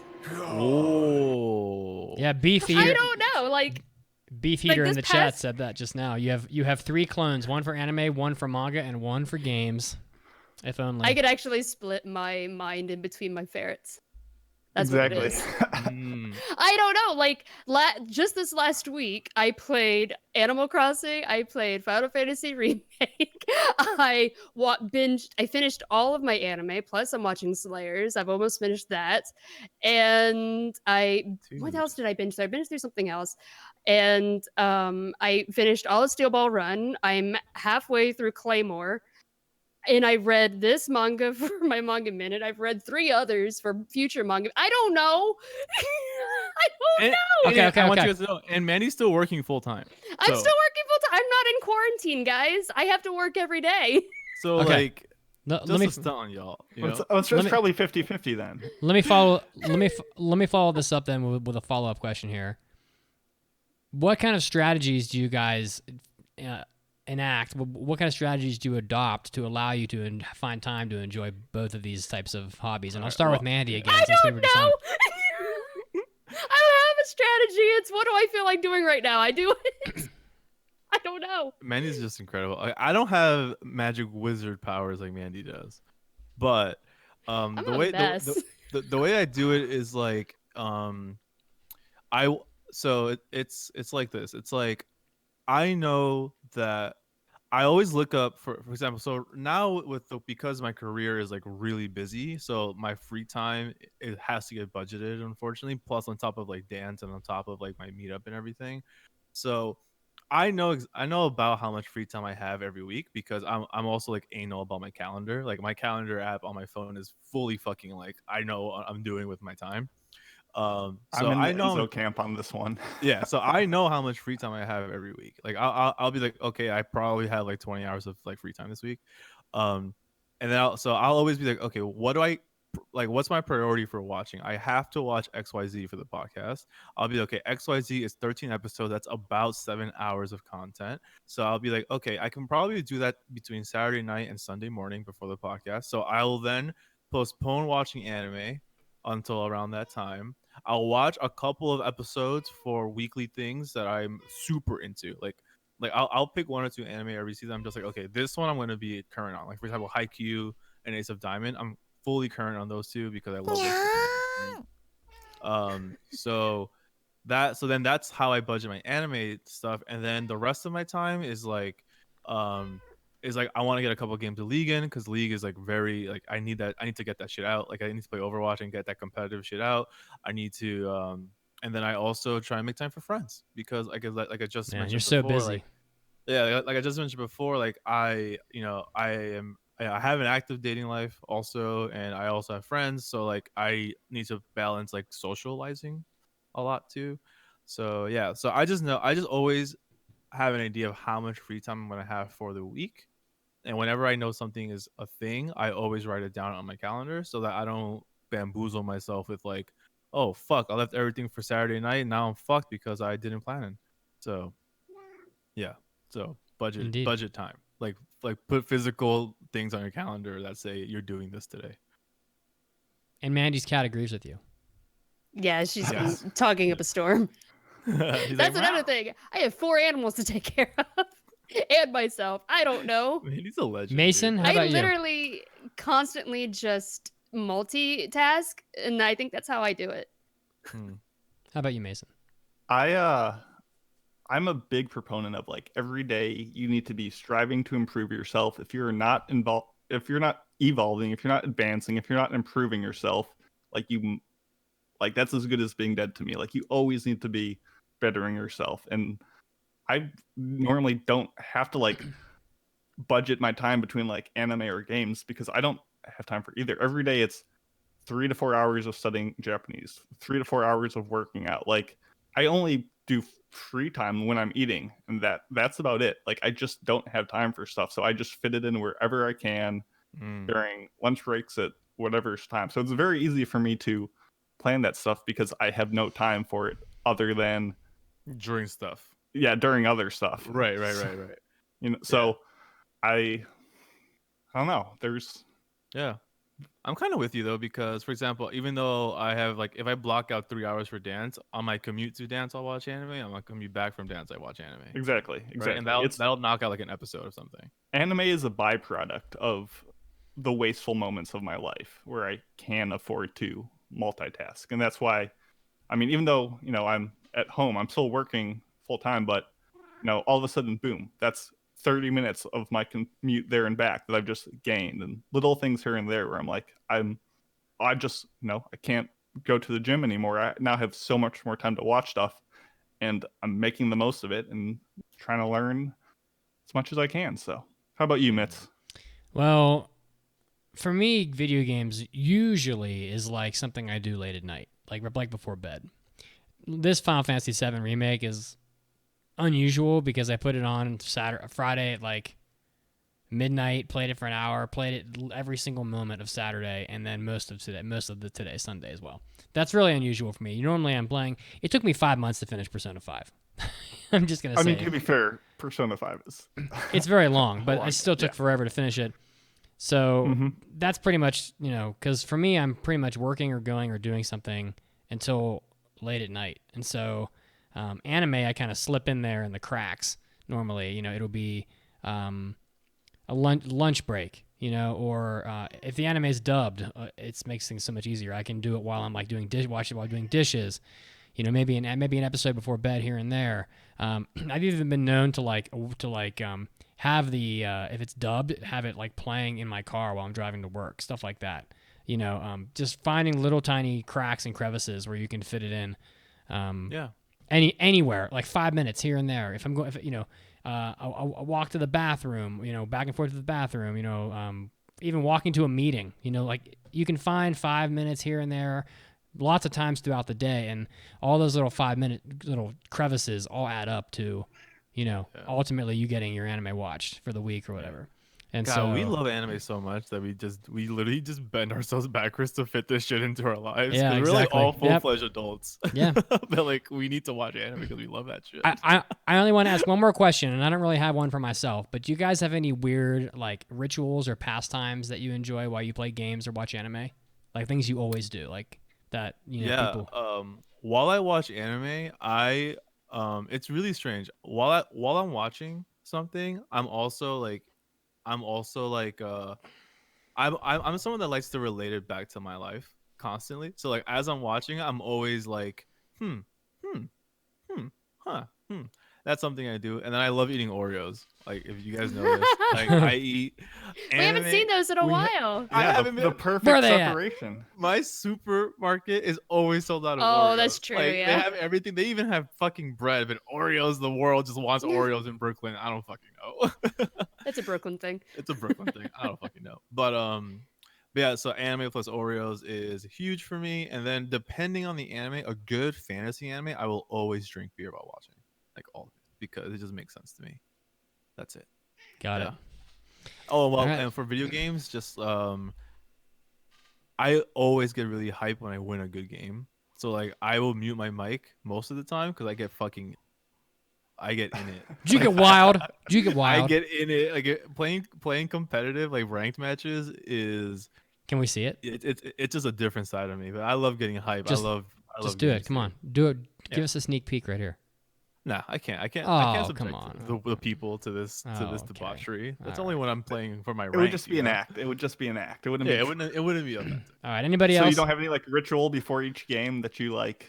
Oh, I crack my hands in a really interesting way. I can do it. I probably have some crack in there, so I do like this. Yeah, that sounded interesting, huh? I put my hand like this, and then I just press into each finger. So I wonder if it'll hear it. So let's see. Ooh. Very nice. Oh God. I always crack my hands. Breaking before people. That was not his fingers. That was breaking celery. Celery and carrots. Celery and carrots. When much you you- edit this episode, you need to maximize that to like Oh. that game. 100% like blow it out, have like window shattering in the background. Oh. All right. I always drink coffee when I play games, and I have my animals join me. Like this last week, I was playing Animal Crossing, and Ravage, who's on my camera right now, she kept putting her foot in my face. I guess she wanted me to pet her. I don't know. It was really weird. Like her back paws just kept putting it right up in my face. That's my weird routine. Mason. I drink coffee and play cats. I have no routine at all. Okay. Nothing. All right, guys. That was my topic. I'm done. Okay. I guess we can keep on going. We'll just do a quick topic. So I recently had a bunch of people on the Discord make a massive 100-song playlist of their favorite openings and endings from anime. And I was like, hey, throw it in there because I just was lent a band member lent me his electronic drum set. Oh my I'm god. like, ooh, I'm gonna try to break this thing in. So I got it on Friday, and Saturday I was like, I'm just gonna play through every single song on this playlist, all 100 of them. I Oh my don't god. know most of them, but I'm just gonna send it. I'm just gonna see what happens. And then we streamed it on Twitch, and it was a nightmare, visually and audio wise, Oh. but it was a bunch of fun. Yeah, that's good. You can still find it, and mainly now we just have a good list of OPs if you just want stuff to listen to. But it was very fun because when you play 100 openings in a row, you really learn how formulaic a lot of them are. Yeah. So despite not knowing some songs, I was able to pretty quickly just anticipate what would happen, and I have laid that out here. And I just want you to... The music nerd in me is so fascinated Gotcha. right now, dude. So just to give you something to think about, if you know any of these songs, or you can even play them while I talk about it. But these were some of the ones that were on the list that I thought perfectly isolate and are exactly the same formula. So you have Code Geass opening 1, Colors. Oh, fuck yes. Vinland Saga opening 2, Dark Crow. Demon Slayer, Gurenje. Yes. Noragami, Arigoto. Actually, both of them are on the list, but Arigoto's Hey Kids song is way more typical. Death Parade, Flyers. Awesome. The Promised Neverland, Touch Off. My Hero Academia opening 2 of the first season, which is Peace Sign. And then the Fire Force OP1 Inferno. But essentially, all these songs have the exact same formula, and it is as follows. You have a bombastic intro where you have like 8 to 16 measures of this hook, just kind of selling you on what you're going to like about the song, something unique or just a catchy rhythm. And that happens from 10 to 20 seconds without fail.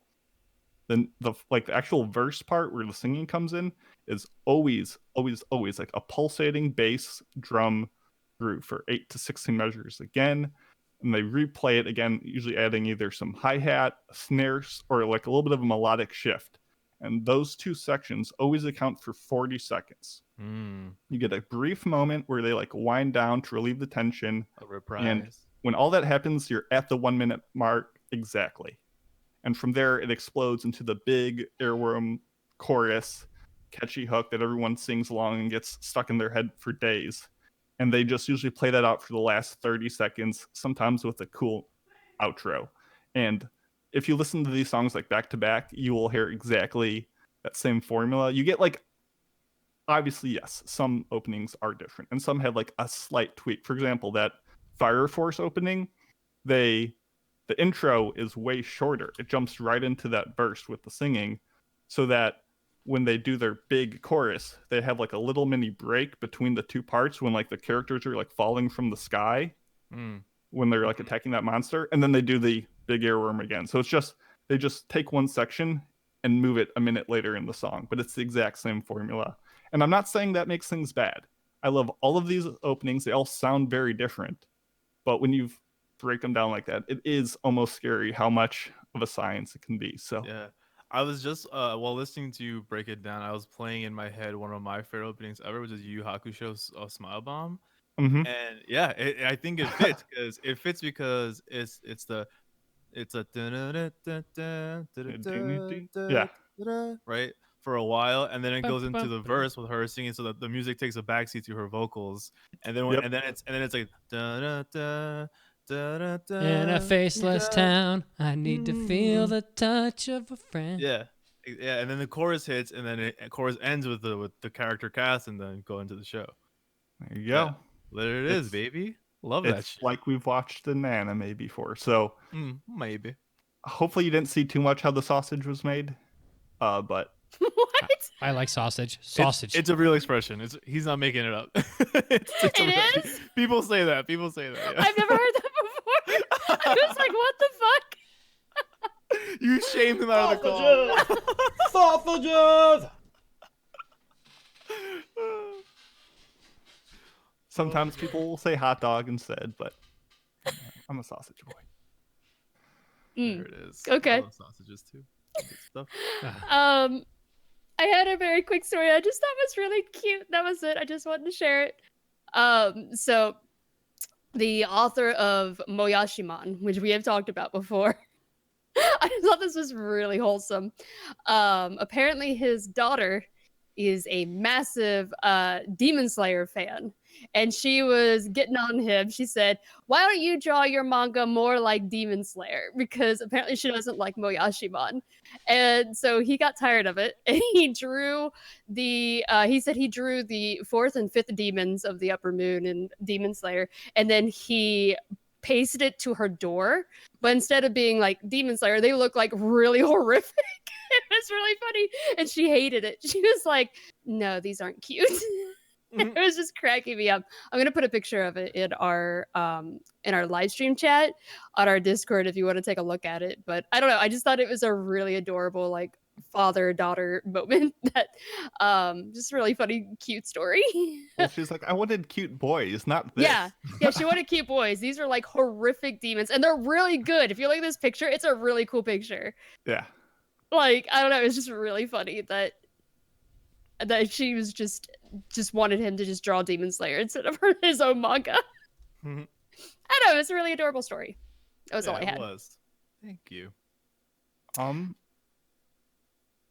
was gonna say I elect that we just keep on moving on, so maybe we could get to mailbags this episode. That'd be real nice. Oh, okay. All right, let's Okay. Do you guys have any thoughts or opinions?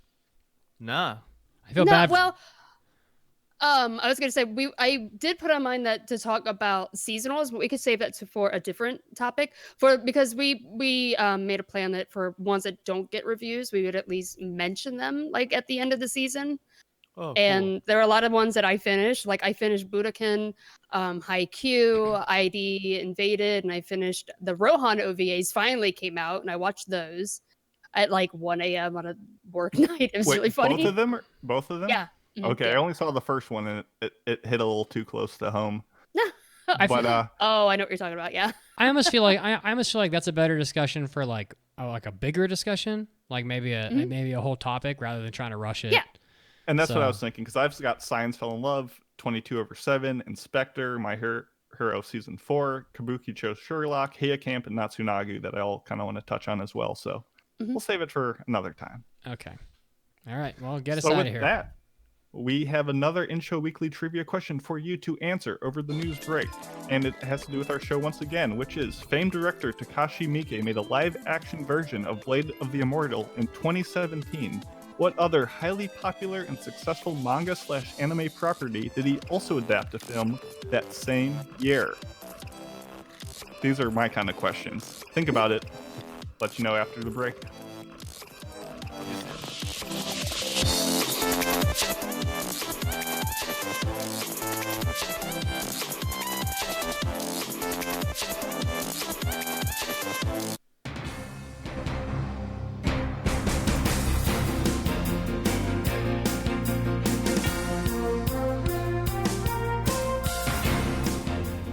Hey, all you anime addicts, Mitsugi is back, and I'm bringing you your anime news, starting off with, yes, unfortunately, more COVID news. The governor of Aichi Prefecture stated on Thursday that he has requested that the Japanese government add that prefecture to the list of places in Japan that are under a state of emergency. This after Shinzo Abe, the Prime Minister of Japan, declared a state of emergency in 7 prefectures on Tuesday, including Osaka and Tokyo. Aichi also contains Nagoya, which is a population of 2.2 million people, a very large city in Japan. Also, lots of theme parks and other activities in Japan are down. Disney and Universal Studios both on Thursday announced that they are delaying reopenings for their Tokyo parks. Studio Ghibli's Great Ghibli Exhibit, 2 more years until the park opens, exhibit, which was going to display items that are destined for the upcoming Ghibli theme park. That has been postponed due to COVID as well. And the Animate and Mandarake retailers in Japan have announced that some of their stores are still going to be remaining closed for quite some time. So it just goes on and on. I'm not going to read all this because you're going to be very sad. Next up, we have the results from the U.S. monthly book scan list from March, and there's lots of anime on here. The top 10 include a lot of My Hero at number 8, 10, 4, and 5. Also on the list, Dragon Ball Super coming in at number 7, Berserk coming in at number 6, One Punch Man at number 3, and Demon Slayer Volume 11 at the top slot for a manga coming in at number 2.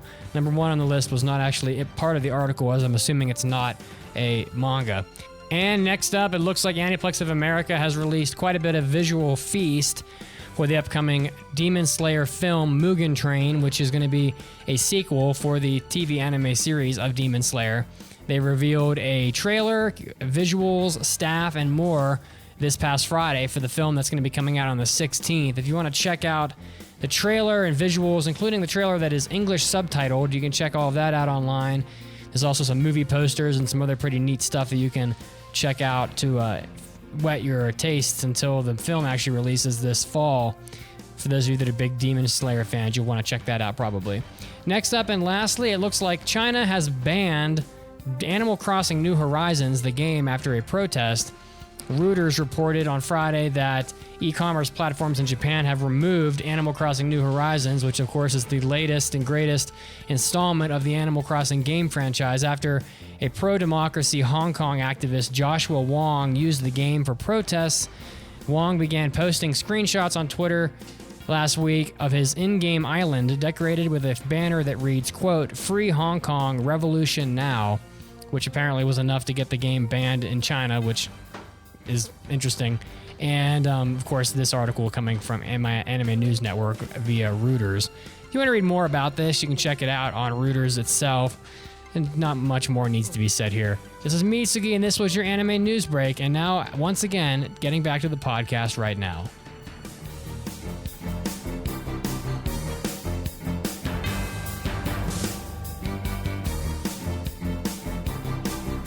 Are you looking to expand your anime collection? Are you looking for a place where you can purchase all of your anime desires? Ooh, then check out jlist.com.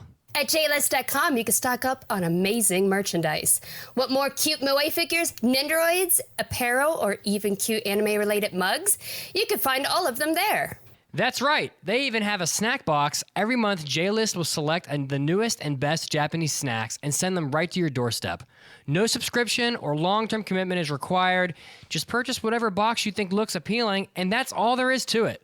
JList.com even has items for those naughty anime addicts. Hentai, doujins, erotic visual novels, and even anime-related toys are available for you to use on your very own, or with a very special anime-addicted loved one. JList.com has everything an anime fan could possibly want. Just head over to their website and check it out. JList.com, your friend in Japan since 1996. Hi, my name is Sonny Strait, voice of Krillin from Dragon Ball Z, and I'm an anime addict. Kamehameha, bitches!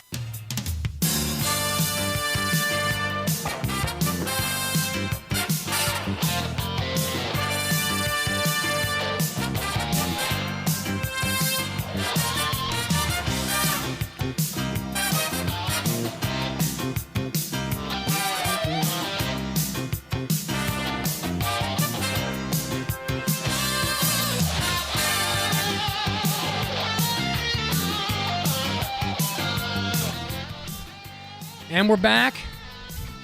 Enzo is playing some air guitar. Mm-hmm. Oh, yeah. God. Oh, shit. Oh. I love it. And the intro trivia question. Famed director Takashi Miike made a live-action version of Blade of the Immortal in 2017. What other highly popular and successful manga anime property did he also adapt to film that same year? Jojo no Kimyo na Boken. Diamond is Unbreakable. Episode I've never Chapter 1. seen that. Oh!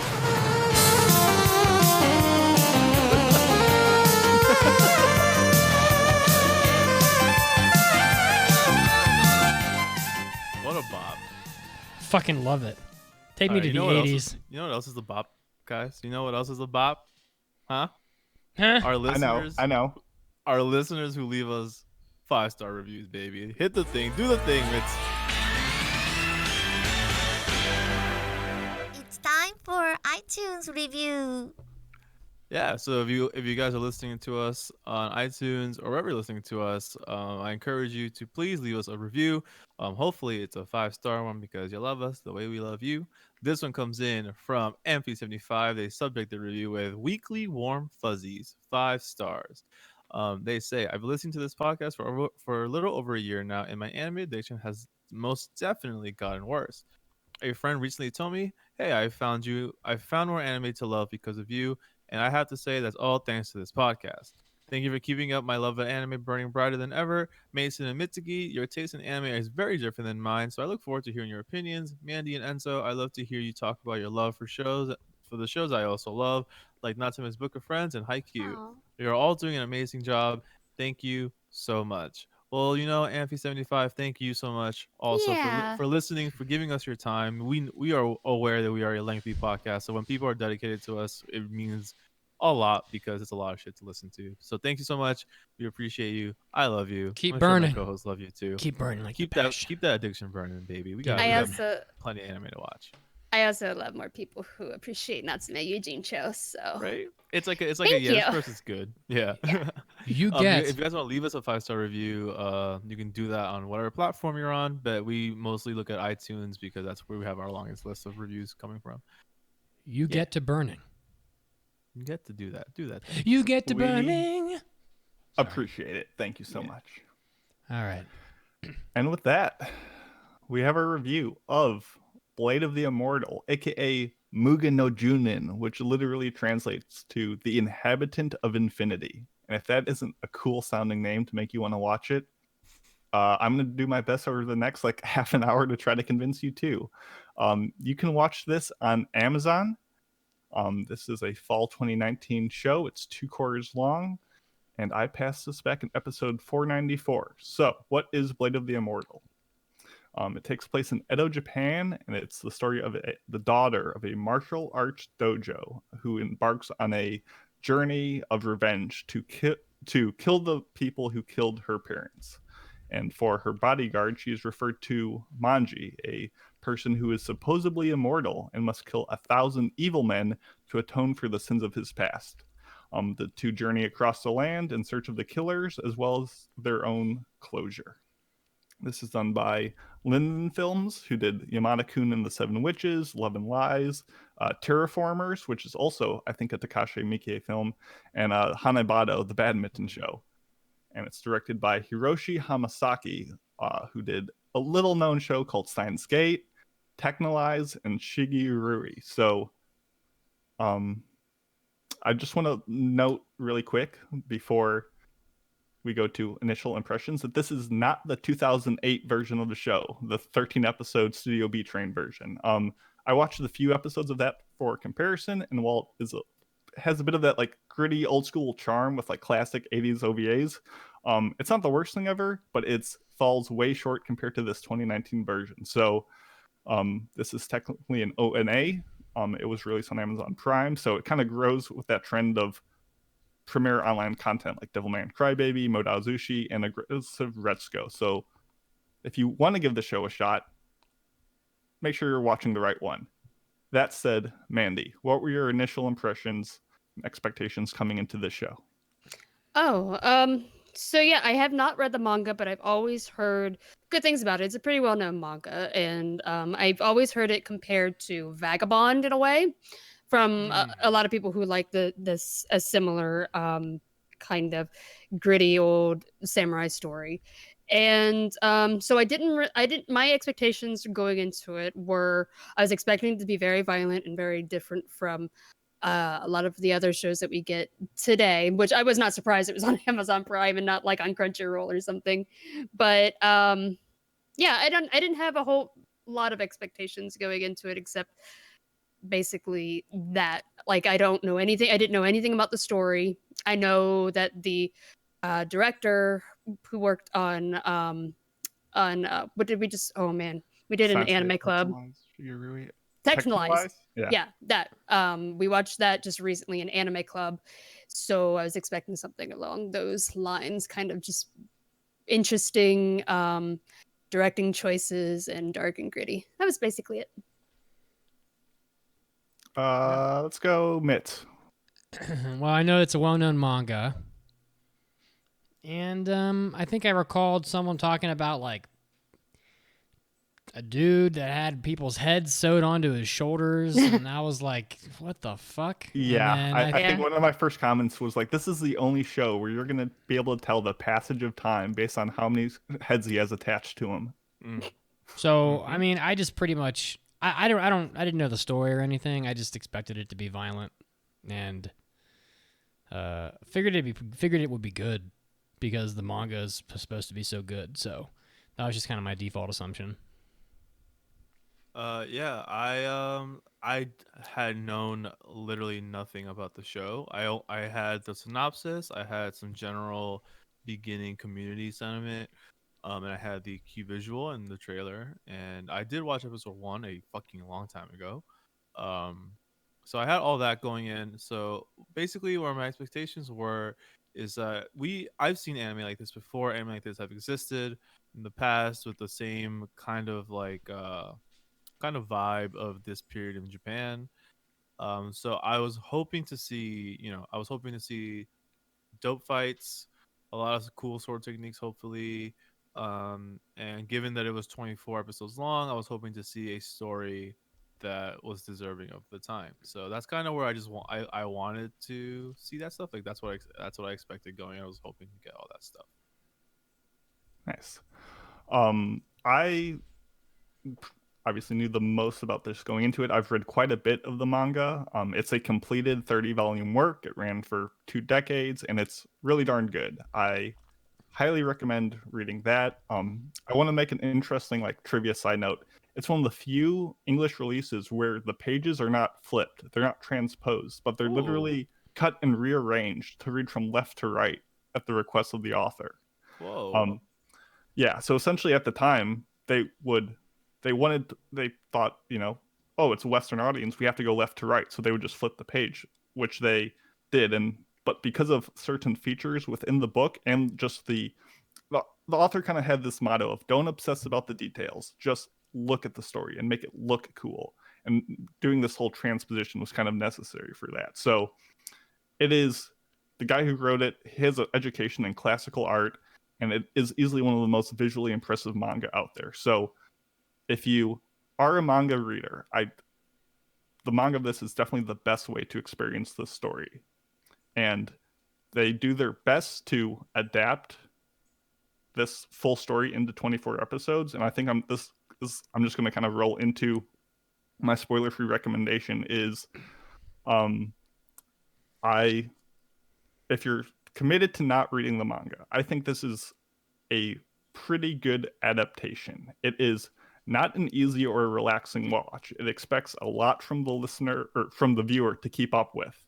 And I'm not just talking about like the super violent scenes, but just even though the story is simple, there's a lot of sudden flashbacks, jumps in time, there's a large character cast, and there's a breakneck speed because it tries to be a full adaptation. And I talked about Vinland Saga earlier. To put it in perspective, to compare pacing, Vinland Saga covered about 55 chapters in that 24-episode show, which got it through volume 8. This is also a 24-episode show, and it covers roughly 200 chapters. You will be piecing things together as things go. It does not have time to do a lot of flashbacks to moments earlier. I think it happens only once or twice. It expects you to be mentally there the whole time. And if you're not ready for that kind of show, I do not recommend it. The reward, though, if you do stick with it, I think is a very rewarding show with a lot of dreadfully powerful moments, with engaging characters that I was very satisfied with. So I would recommend it if you are looking for that kind of show, but for no one else. Yeah. I want to piggyback off that sentiment because that's how I feel. Also, this show, it throws a lot of characters at you, and it's one of those rare moments where they don't always narrate to you what is going on. Like you don't get that whole like quote unquote like subtle recap that a lot of shows give you. It's just like these characters are like living and they're doing the thing they would be doing. And if you didn't remember why this person mattered 10 episodes ago, you're gonna be like, oh, why, like how is he back? Like what, how, what? So I personally track characters a lot because I come from like a reading a lot of fantasy novels background. So like I'm used to tracking ensemble casts through words on a page that you don't see for like 20 chapters and all of a sudden they're back. So that's definitely a huge thing. If you don't want to have active brain power going to remembering the overlapping storylines and different people's journeys in the show and their motivations for everything, then it's probably not for you. If you do enjoy that, then yes, you will get you will get a show that gives you a lot of characters with different motivations, with different stakes, different goals that overlap all the time, and a just like melancholic vibe of this time in Japan. Yeah, only if you like that vibe, I would recommend this. I don't think it's an easy watch per se though. Did you want to go, Mitz? Yeah, so first of all, I would say that I'm really happy yet again that I don't live in feudal Japan, because life just sucks. It just sucks. It's like hard out there. Yeah. I guess this anime is fine. I can't really see myself recommending it to very many people. I mean, for starters, I feel like every episode of this show is either like is just raping and killing like constantly. So, I mean, first of all, I don't think that's really for a very large audience. And I don't know that people want to just feel like shit the whole time they're watching something, because this show was just down in the depressive dumps the whole time. It starts with a girl kneeling at her parents' like gravestone, and it just goes from there. And everything is like, well, I'm just gonna like cut your innards out, or we're just gonna slice your legs off, and then but it's okay because we have this these bugs that whatever, and women are just like batted around like toys. And I understand it's feudal Japan, but it just doesn't seem like a show that's gonna make people feel real good. And you don't really get these shows anymore, really. Like, well, I can't name that many shows like this. There's Shigurui, which is equally violent, and then there's like Ninja Scroll. But my list is pretty short, so I don't think I'd recommend this very much. I also didn't find it very. It had spots, but I was bored for most of it, to be honest. I didn't really find it very interesting. Revenge stories have been done a billion times. I don't know. I probably wouldn't recommend it. I think I'm about in the same boat as Mitz. I think this anime really suffers from the pacing. It's so fast, and the characters, there's such a huge cast of them, and I think I'm in the same boat as Mitz, where I was bored through a lot of it because there were only like 2 characters that I liked, and they were like the only ones that felt like they had any personality for me. And the others, they suffered a lot from the fast pacing, because I don't feel like I ever had enough time with a character to learn enough about them to care about them. So I don't know. And I know that, like Mitz also touched on, there's a lot of content warning in this one, because there's every episode. Yes, a lot of violence, but the rape scenes are very uncomfortable for me. Like, they don't just allude to them. There's a lot of violence against women in this show that it was hard for me to watch. Yeah. But yeah, I mean, that's going to depend on your comfort level zone. For everybody's going to be different on that. Yeah, I don't know if I'd recommend it. It was okay. I think I would rather check out the manga myself, because I have heard that it has good art.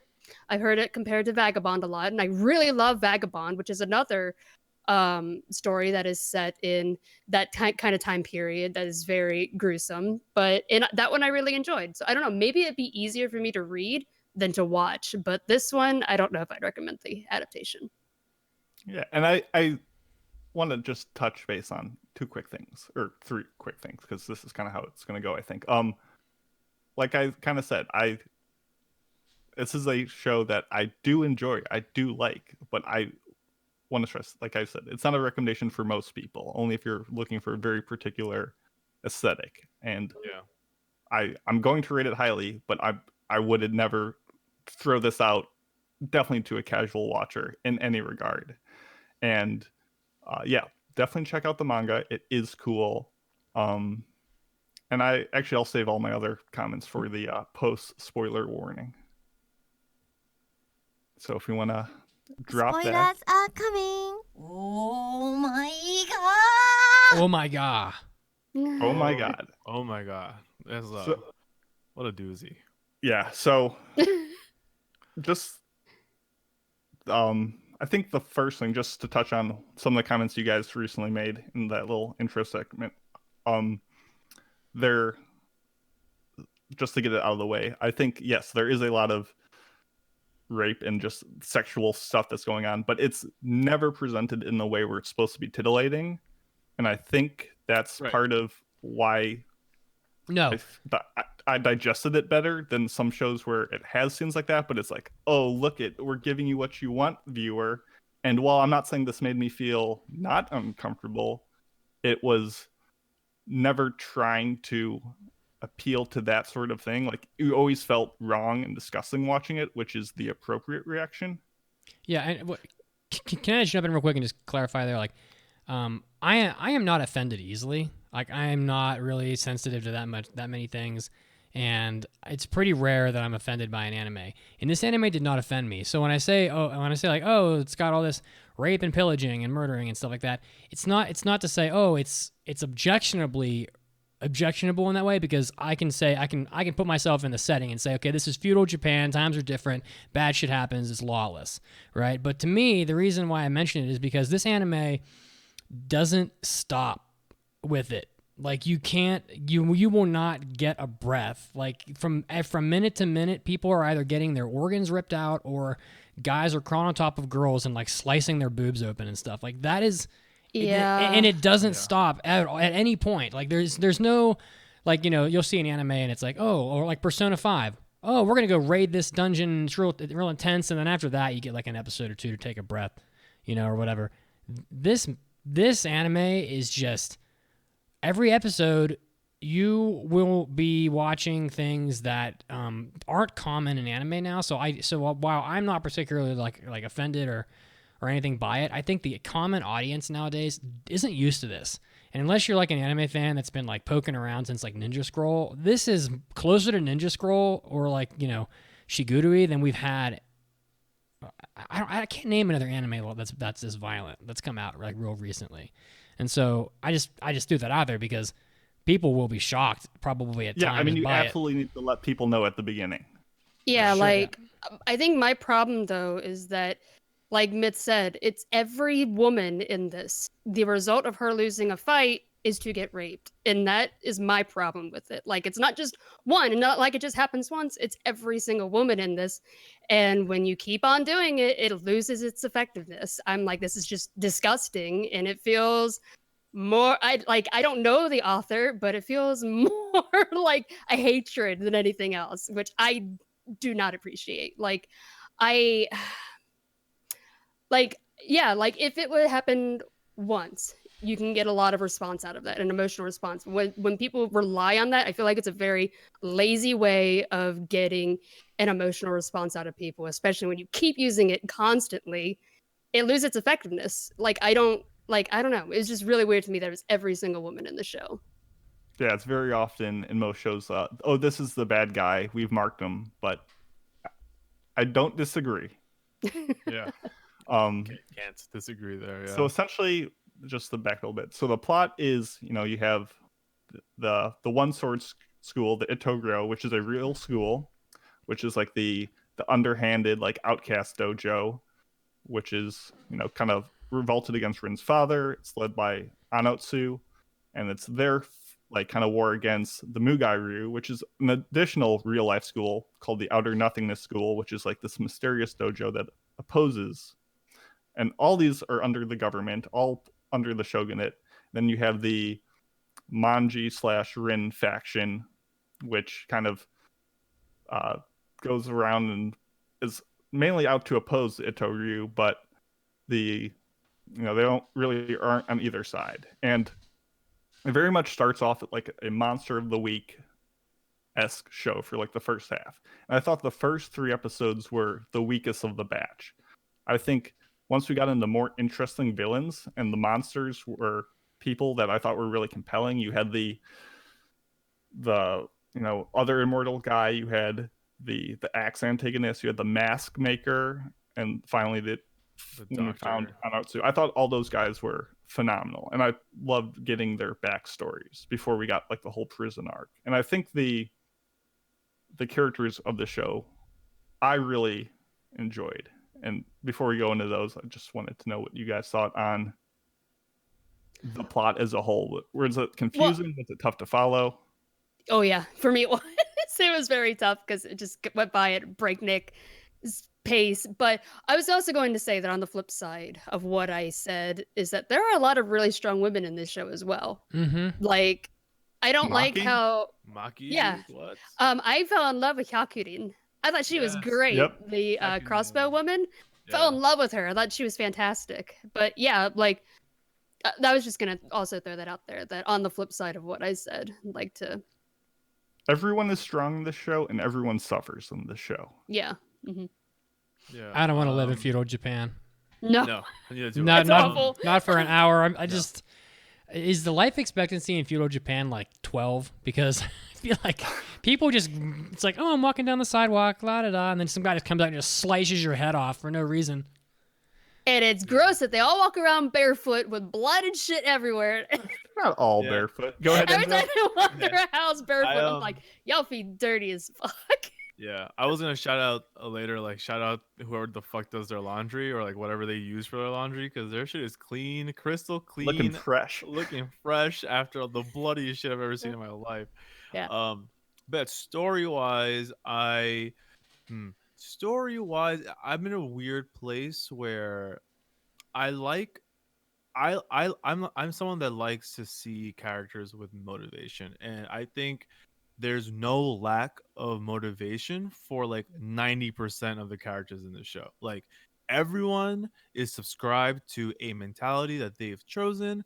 Everyone is subscribed to that way of life, and they uphold their way of life through the different types of problems that i- come their way. So that conflict of ideals is cool, because you have people saying that we will live by the sword, and then you have the government saying like we're moving past that shit, we don't need that shit anymore, and stuff like that. And because of that, they refuse to leave their beliefs behind, so they're like now an outcast group, and more so outcast group. And like I like that stuff. I really like that stuff. I like that. I like when people have to uphold their beliefs even though there's consequences. And I like that, there are times where you see the flexibility of people's mindset. Like you see like Rin early on in the episode, like she fucking hates Kagehisa, the leader of the Ito Ro.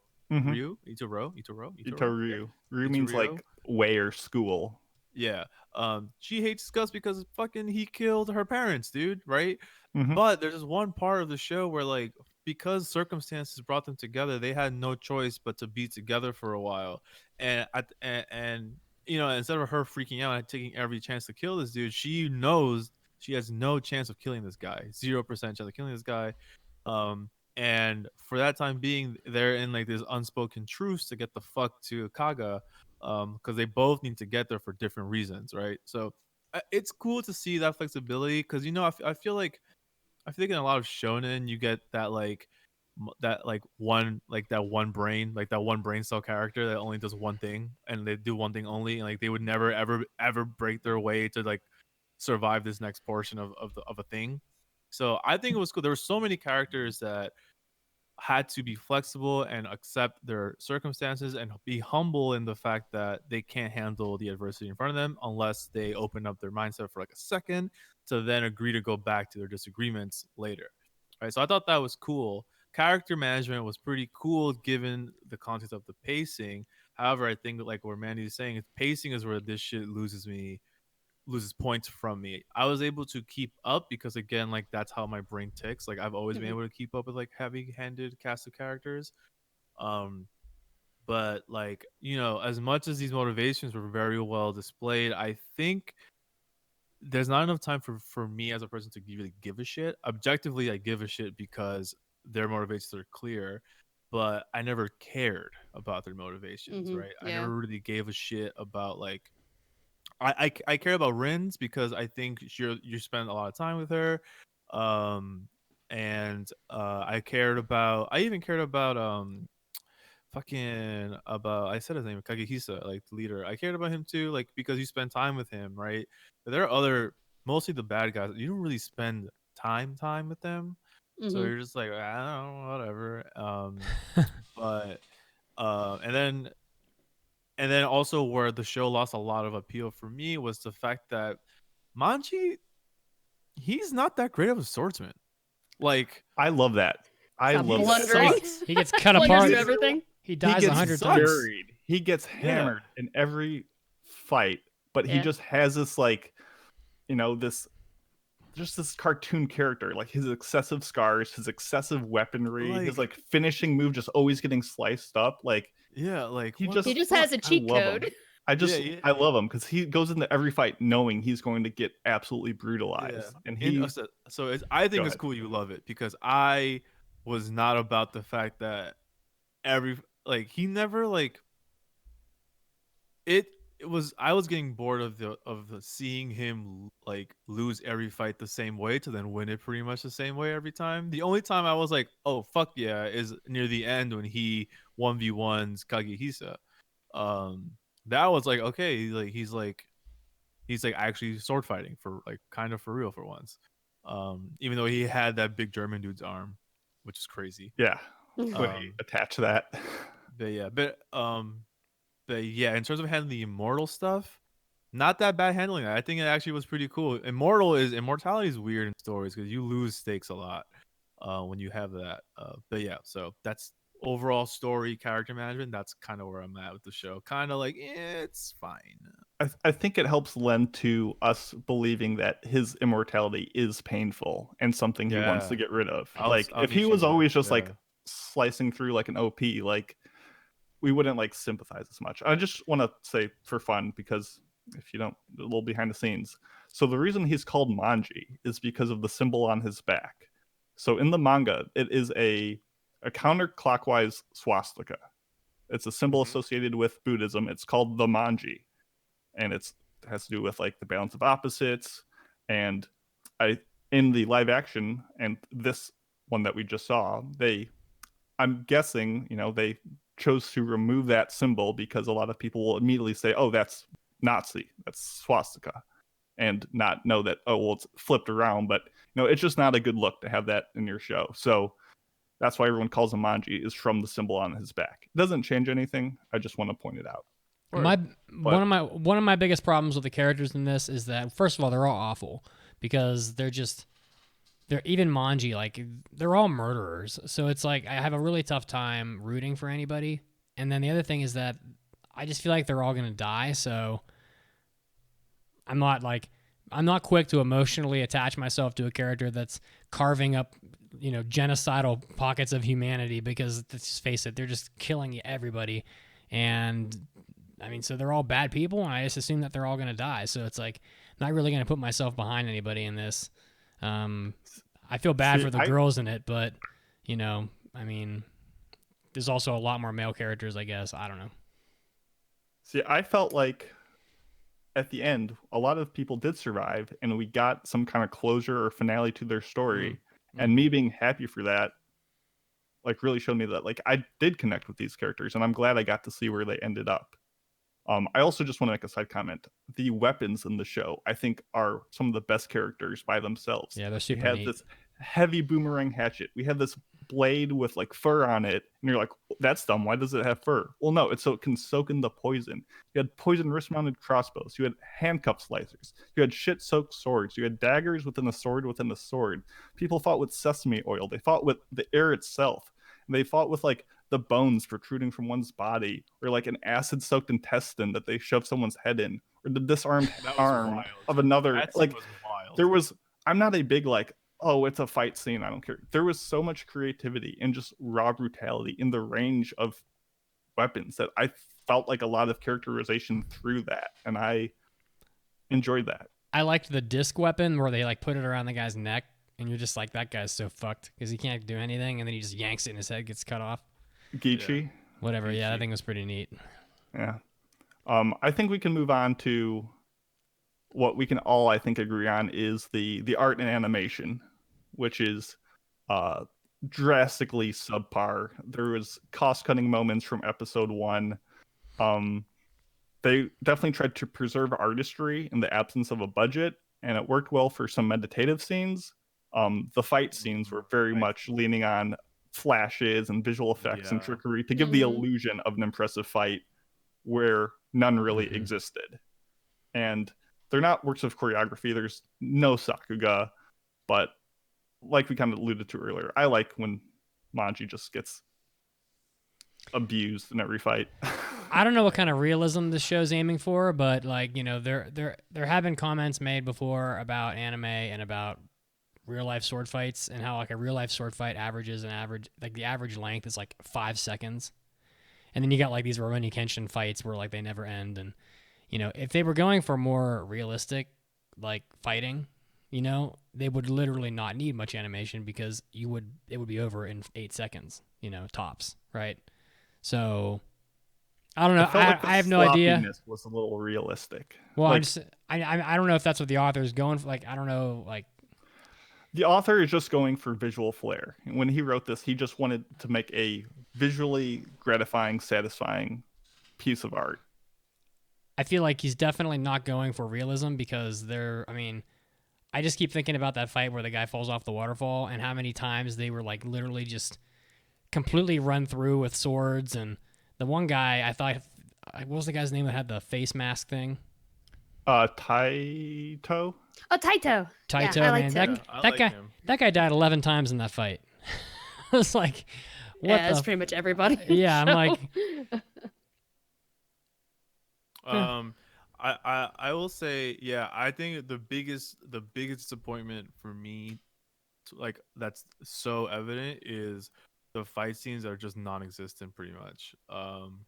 As Mason said, they are the classic two swordsmen run at each other. As their swords collide, you get boom, bam, bada, bing flashes of like red, white, black, big blah, blah, bada blah. boom. Big bada boom, bada beam type stuff going on, and then they cut to the result of those flashes, right? And then even in the moments where they don't cut to flashes, it's just like, and this happened to Maki is probably the most elusive fighter in the entire show. I think She's her OP. skill, She's great. I think she is the strongest warrior of the entire show. But even her fights they give her jumps, they give her twirls in like the air and like all cool aerobatics. But even her slicings are like, she does one big slice and then 4 people are chopped, right? Instead of giving you her running through 4 people and chopping them each one by one, which is like what you would want to do to show off her skill more. But I mean, even with all these shortcuts, they did still present the nuance of style for each combatant. Like you can kind of tell how everyone fights. But I was really disappointed that pretty much the entire show, maybe sans like the last 3-4 episodes, you didn't really get to see like fight. Like you got to see one, I think like the Taito versus Manji near the beginning was like a solid one. But yeah, not really in the interim. Not even against Shira, which back to characters. I fucking hate Shira.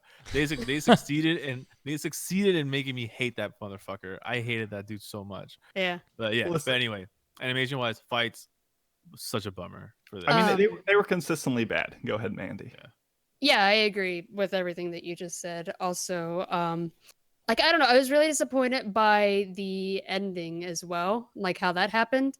Like we went on this epic journey with Rin, to get revenge against this very particular person, Anatsu, and with Manji. And then I was almost very disappointed because I thought she wasn't going to get that revenge. I thought Manji was going to get it for her, and I was pissed. I was like, no way you're going to end it that way. And then they had him on the boat, and then he's like, oh, I'm saying goodbye. But I don't know, it was weird that we didn't get to see Rin have this emotion, we don't see any emotion in her. She just comes in out of nowhere and stabs him.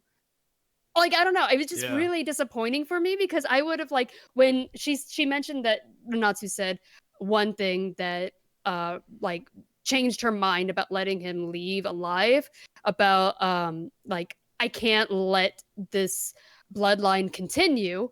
I have to end it here. But you don't get to see any of that emotion on her. We don't even get to see her in the frame at all. He's just sitting there talking to Manji, and all of a sudden she comes out of nowhere and just stabs him. I was like, why wasn't she part of this discussion before? I don't know. I was really disappointed with that. But also, what you were saying, I was laughing to myself because the fight scenes in this are basically that TikTok version of anime swordsmen be like. Literally, is that TikTok? Yeah. It's exactly like that. Like someone would just twirl, and all of a sudden 4 people would fall down dead. It's exactly like that. I was laughing. Yeah, that's so funny to bring up, actually, Mandy. It's literally like that, yeah. Yeah. I loved the ending. I thought the way Rin came out right when you thought he was going to get away, she did get that emotional reaction, and she got the growth with her travels afterwards. I was okay, and I'm glad we got an ending. We got a full adaptation for whatever the cost was. I thought it was worth it to some degree, and I think we can say, oh, the characters didn't have a lot of time, but if we went through and named the characters, there were so few characters that you would just be like, Matt, like if I said, oh, Taito, you can recall all this stuff that happened, you're like, actually he was kind of cool, or you liked him. So I liked it. In the interest of time, I just want to bring out easily the best part of the show. without question, was the sound design. All the water wheels and moments of like swords clanging were Mason loves this so shit. well done. The The bugs, just cicadas are going on, and especially episode 1. Just go back and watch that and just listen at the beginning, and it's so well done. The ending song was just so, it varied every episode. It was sinister, it was engaging, it was haunting, it was powerful, it was mesmerizing. I loved the way I felt at the end of every episode, and it just like made you take a deep breath and be like, okay, that was something. And You know, the other thing I think I don't like about this anime is I'm not sure I'd like revenge stories, because I'm not sure I don't know how I feel about the concept of it. It's like it smacks of hypocrisy a lot of the time. It's like, oh well, this guy came in and he killed my parents, but I'm gonna get my revenge and I'm gonna kill him, but in the process I'm gonna kill 300 people to do it, and which just makes you a murderer too. And I'm like, well, you're not really any better, because it's like, and then we're gonna have a conversation about like which human lives are worth more than other human lives, and I'm like, well, whatever. And that's a deeper conversation, but it's like you're just a bad person too for going out and killing everybody, because it's like, and they address that in episode 1 when she's like, kill that man for me, he's bad, and he's like, he's done nothing to me, why is he bad? What? And they touch on it, sure. I mean, but as a viewer, and then like, and as a viewer, I have a hard time getting behind the concept of it. And then I always feel like after you kill the person, it's like, well, then what do you do with your life? It's like you kill them and you're like, oh, that's all I ever had to live for. And now that you're dead, it's like, what was it? It's like when Zenigata caught Lupin and he let him go, because he was like, I can't live without chasing you, Lupin, or whatever. And that's been done before in shows and books and other things. But it's like, this is the same thing. It's like, oh, she lives her whole life to kill this guy, and then she kills him, and then you realize, oh, well, now I have nothing to live for, or it wasn't really all that worth it or that good in the first place. And it's, I don't know. I personally felt like they touched on that and answered it, but I think we can go to scoring. You can't answer it. I'm giving a philosophical opinion on it. I'm just saying, oh, it's bad to kill people just for revenge doesn't mean that I don't disagree with it. Like, I just think that it's like, well, if Ren wants to go around and just hire some guy and they go around and just kill tons of people to get revenge, she's not any better. So it's just my opinion. But it sure makes you feel better. Yeah, I was gonna say, I don't think she's concerned with being better. She just wants to fucking kill that dude. No, I'm just saying I didn't like her or really anybody else. Yeah, for sure. So it's tough for me. It's tough to get. Yeah. It's tough to get it behind a show when you don't like anybody in it. Yeah, absolutely. That's my point. I can score if we want to move to scoring, guys. I think we have said our piece enough. Yeah. So I think for me, the show loses just points from a very objective level for me. So animation, not necessarily very entertaining, like, and for the eye. I do like, though, like, for what they did show you, it was a very cohesive aesthetic that they went for and stayed throughout the entire anime. I do agree with Mason that the sound was fucking good in the show. I watched it pretty much all with like this headset on, and this headset has a lot of good surround sound type shit going on, and it was really good for that. Yeah. So there, I wasn't the biggest fan of the OP and the ED. So there's that for me. Yeah. And then characters is where there are plus points and also minus points. I think a lot of the I wish I had more time. And we definitely had characters that got the time, and the characters that got the time I cared about. Like the characters that survived, I was like happy that they survived, for sure. But then there's just many moments in the show where I was just like, okay, like this person is like, it's obvious this person is gonna die here or whatever. Just get through it. That, and then story overall, I think it was Mason that also said it at the beginning of this. The story is in essence a simple story, but I do give kudos to the writer for managing so many overlapping motivations. It's really hard to do it, and it all somewhat comes together very organically to a peak at the last little bit of like the last 5-6 episodes or so. As when you see a lot of characters and a lot of different roads come together to a point, and I think that's the best climax of the show. My score for Blade of the Immortal is like it's a 3 out of 5. It's a three. It's a three fucking I don't know, three Heads? swords. Yeah, three heads, 3 chopped off heads out of 5. Because I don't think I would ever consider this a remotely close to perfect anime, and I think and the animation can be forgiven too much, and I think it just suffered from pacing. So I think I can't give it more than a 3. Like I think 3 is the most I could give it, because at the end of the day, I did have moments where I liked the show, where I was like, okay, fuck it, I'm reset here. I'm good to watch more now. So kudos to the writer for managing with the time, for sure. Well, I guess I can go next. Yeah, I don't know. This was an interesting one. There are definitely moments that I liked. We didn't get to really go into any like deeper into any story moments, but I think one of my favorite parts of this entire anime was when Rin is trying to get through a checkpoint. And she creates this very elaborate backstory, like a new character for herself to try and get through, because she doesn't want them to know who she is. And I thought that was really fascinating. I love that episode, down to the point where the guards think they have her. They're like, oh, well, if you've been pregnant, show us your scar, because you must have had a C-section. And then she busts out the scar, and they're like, oh, she must be telling me the truth. It was just, I don't know, it was just like her plot in that was so well executed that I was like, oh, that was really cool. I love that episode. I watched this weekly when it first came out, and I got up to about episode 16. I had to put it on hold because there is a moment where I was like, it's hard to watch weekly because there's so many characters and the pacing is so fast. I kept forgetting everything because they just throw so much at you and expect you to remember it. So I definitely think it suffers in that department. I've heard a lot of great things about the manga, and I've heard a lot of people who like the manga also say that about this adaptation, that they definitely recommend that more. So I would probably also recommend it more. I haven't read it yet, but as someone who likes the anime, I would recommend the manga more. Yeah, I definitely trust them on that opinion, because this was hard to follow at times, because it just goes so fast through events and people and characters and their own backstories and motivations. It goes so fast. And but yeah, and I don't like it when they just rely so heavily on rape.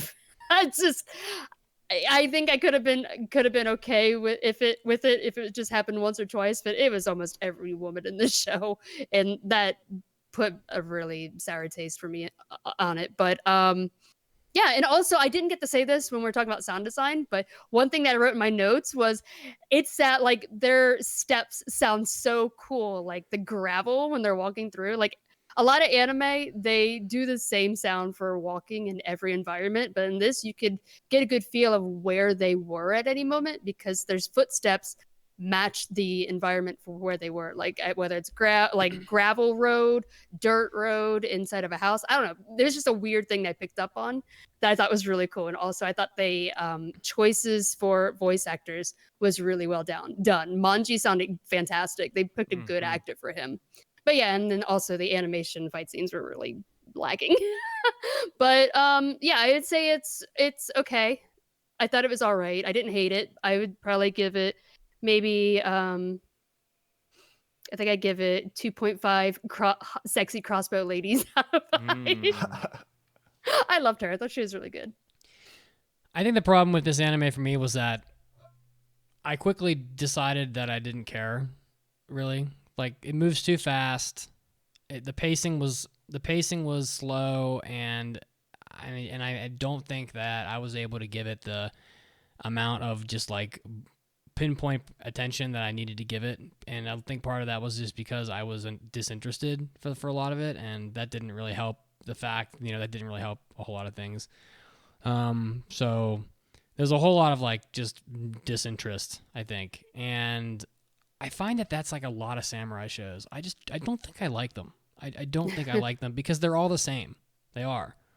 And I've seen an awful lot of samurai shows where they're just walking around randomly killing each other in the street. And I'm like, well, it's fun to watch a guy get his head lopped off, from time to time. But, I need more than that also. Let me And- introduce you to Gintama. And, You want samurais to show off their asses a lot? There you go. and I think I just got bored with it, and so, and I just don't think I can recommend it to a lot of people. I don't think that this is an anime that's common nowadays. People aren't used to it. They're not gonna like it. I think the fact that like we almost had no one apply their opinion on what kind of score it was probably is lent to the fact that not many people watched it. If I go to like my anime list and type in like the number of people that have scored it, it's probably pretty low.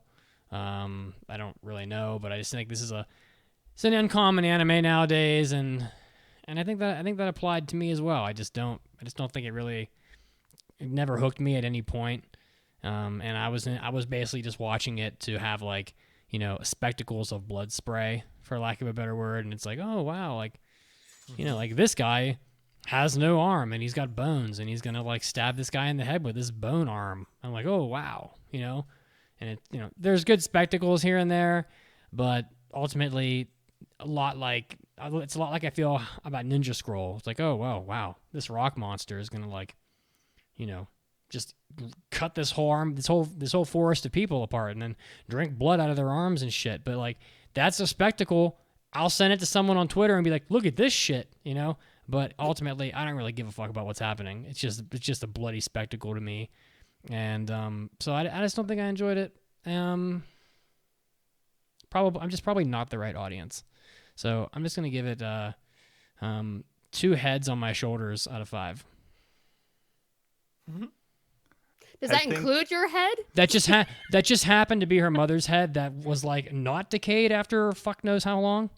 Yeah, that is really weird. It was taxidermied, and it was 2 years. Well, in that world, I'm surprised that guy was even walking around after 2 years, let alone touting heads on his whatever. What the fuck? Black Sabbath. Yeah, dude, what the fuck is wrong? None of you guys are wrong. All your points are valid. You might be listening to this and you're like, wait, Mitz said it moved fast, but he just said it was slow. He's right. It exists within both worlds, where on a scene to scene it moves slow and it is patient, but it snaps without warning to a scene in the future, in the past, with little bearing, and you're constantly having to readjust your perspective. And that's when Mitz said, oh, the second you fall off the wagon, there's no getting back on the show. It's a very tough watch, especially like Mandy said, if you're watching week to week and with all the names, with all the characters, it can be tough to follow. And it was the price they paid for trying to adapt the full thing. And at the end of the day, the animation budget was not there. It visually wasn't.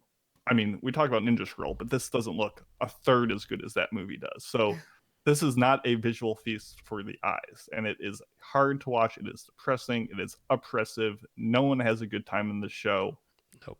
But nonetheless, I enjoyed my experience. I watched probably 20 episodes in one day. I was so into it. I was just engaged, and I loved so many of the characters. And yes, I did come into it with some manga background, which helped. But yes, read the manga first. But if this is the excuse, if this show brings you to the manga, same with like the old 1998 Berserk or whatever, if that's what it gets you to do, hopefully you're engaged in it as I am. Like I said, recommend this to very few people, but I think if it does hit with you, it will hit hard. I was a big fan of it. I'm going to give it 4 golden wasps out of 5. Ooh. And yay.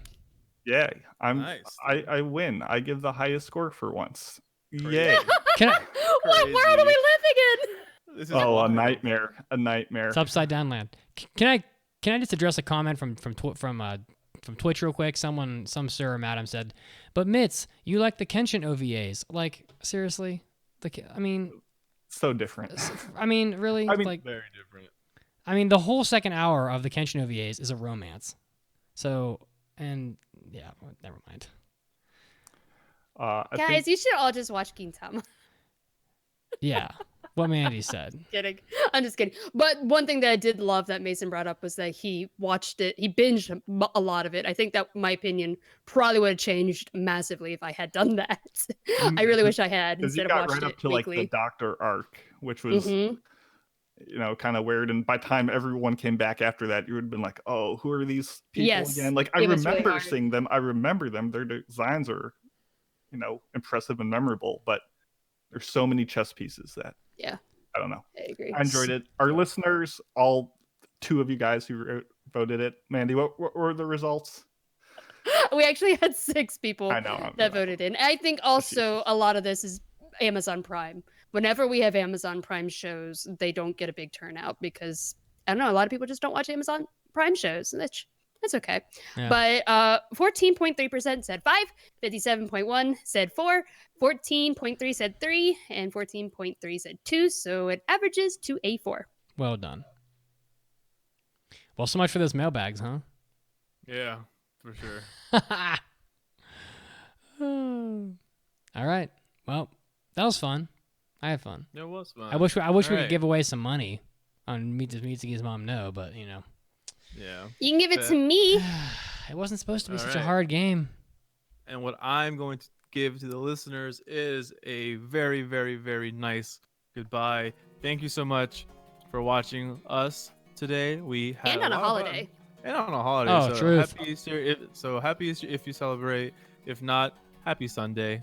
If you're listening to this not on Sunday, happy day, whatever it is, because hey, you deserve a happy day too. You can find us all on social media. I'm at Enzo Badia, ENZO. That's what my whole name, ENZOBADIA. What about you guys? AAA_Mandy with an I. I talk about Final Fantasy and Animal Crossing and ferrets. Pope Mitsugi is the name. Yeah. And just Poping find is me the on game. Discord.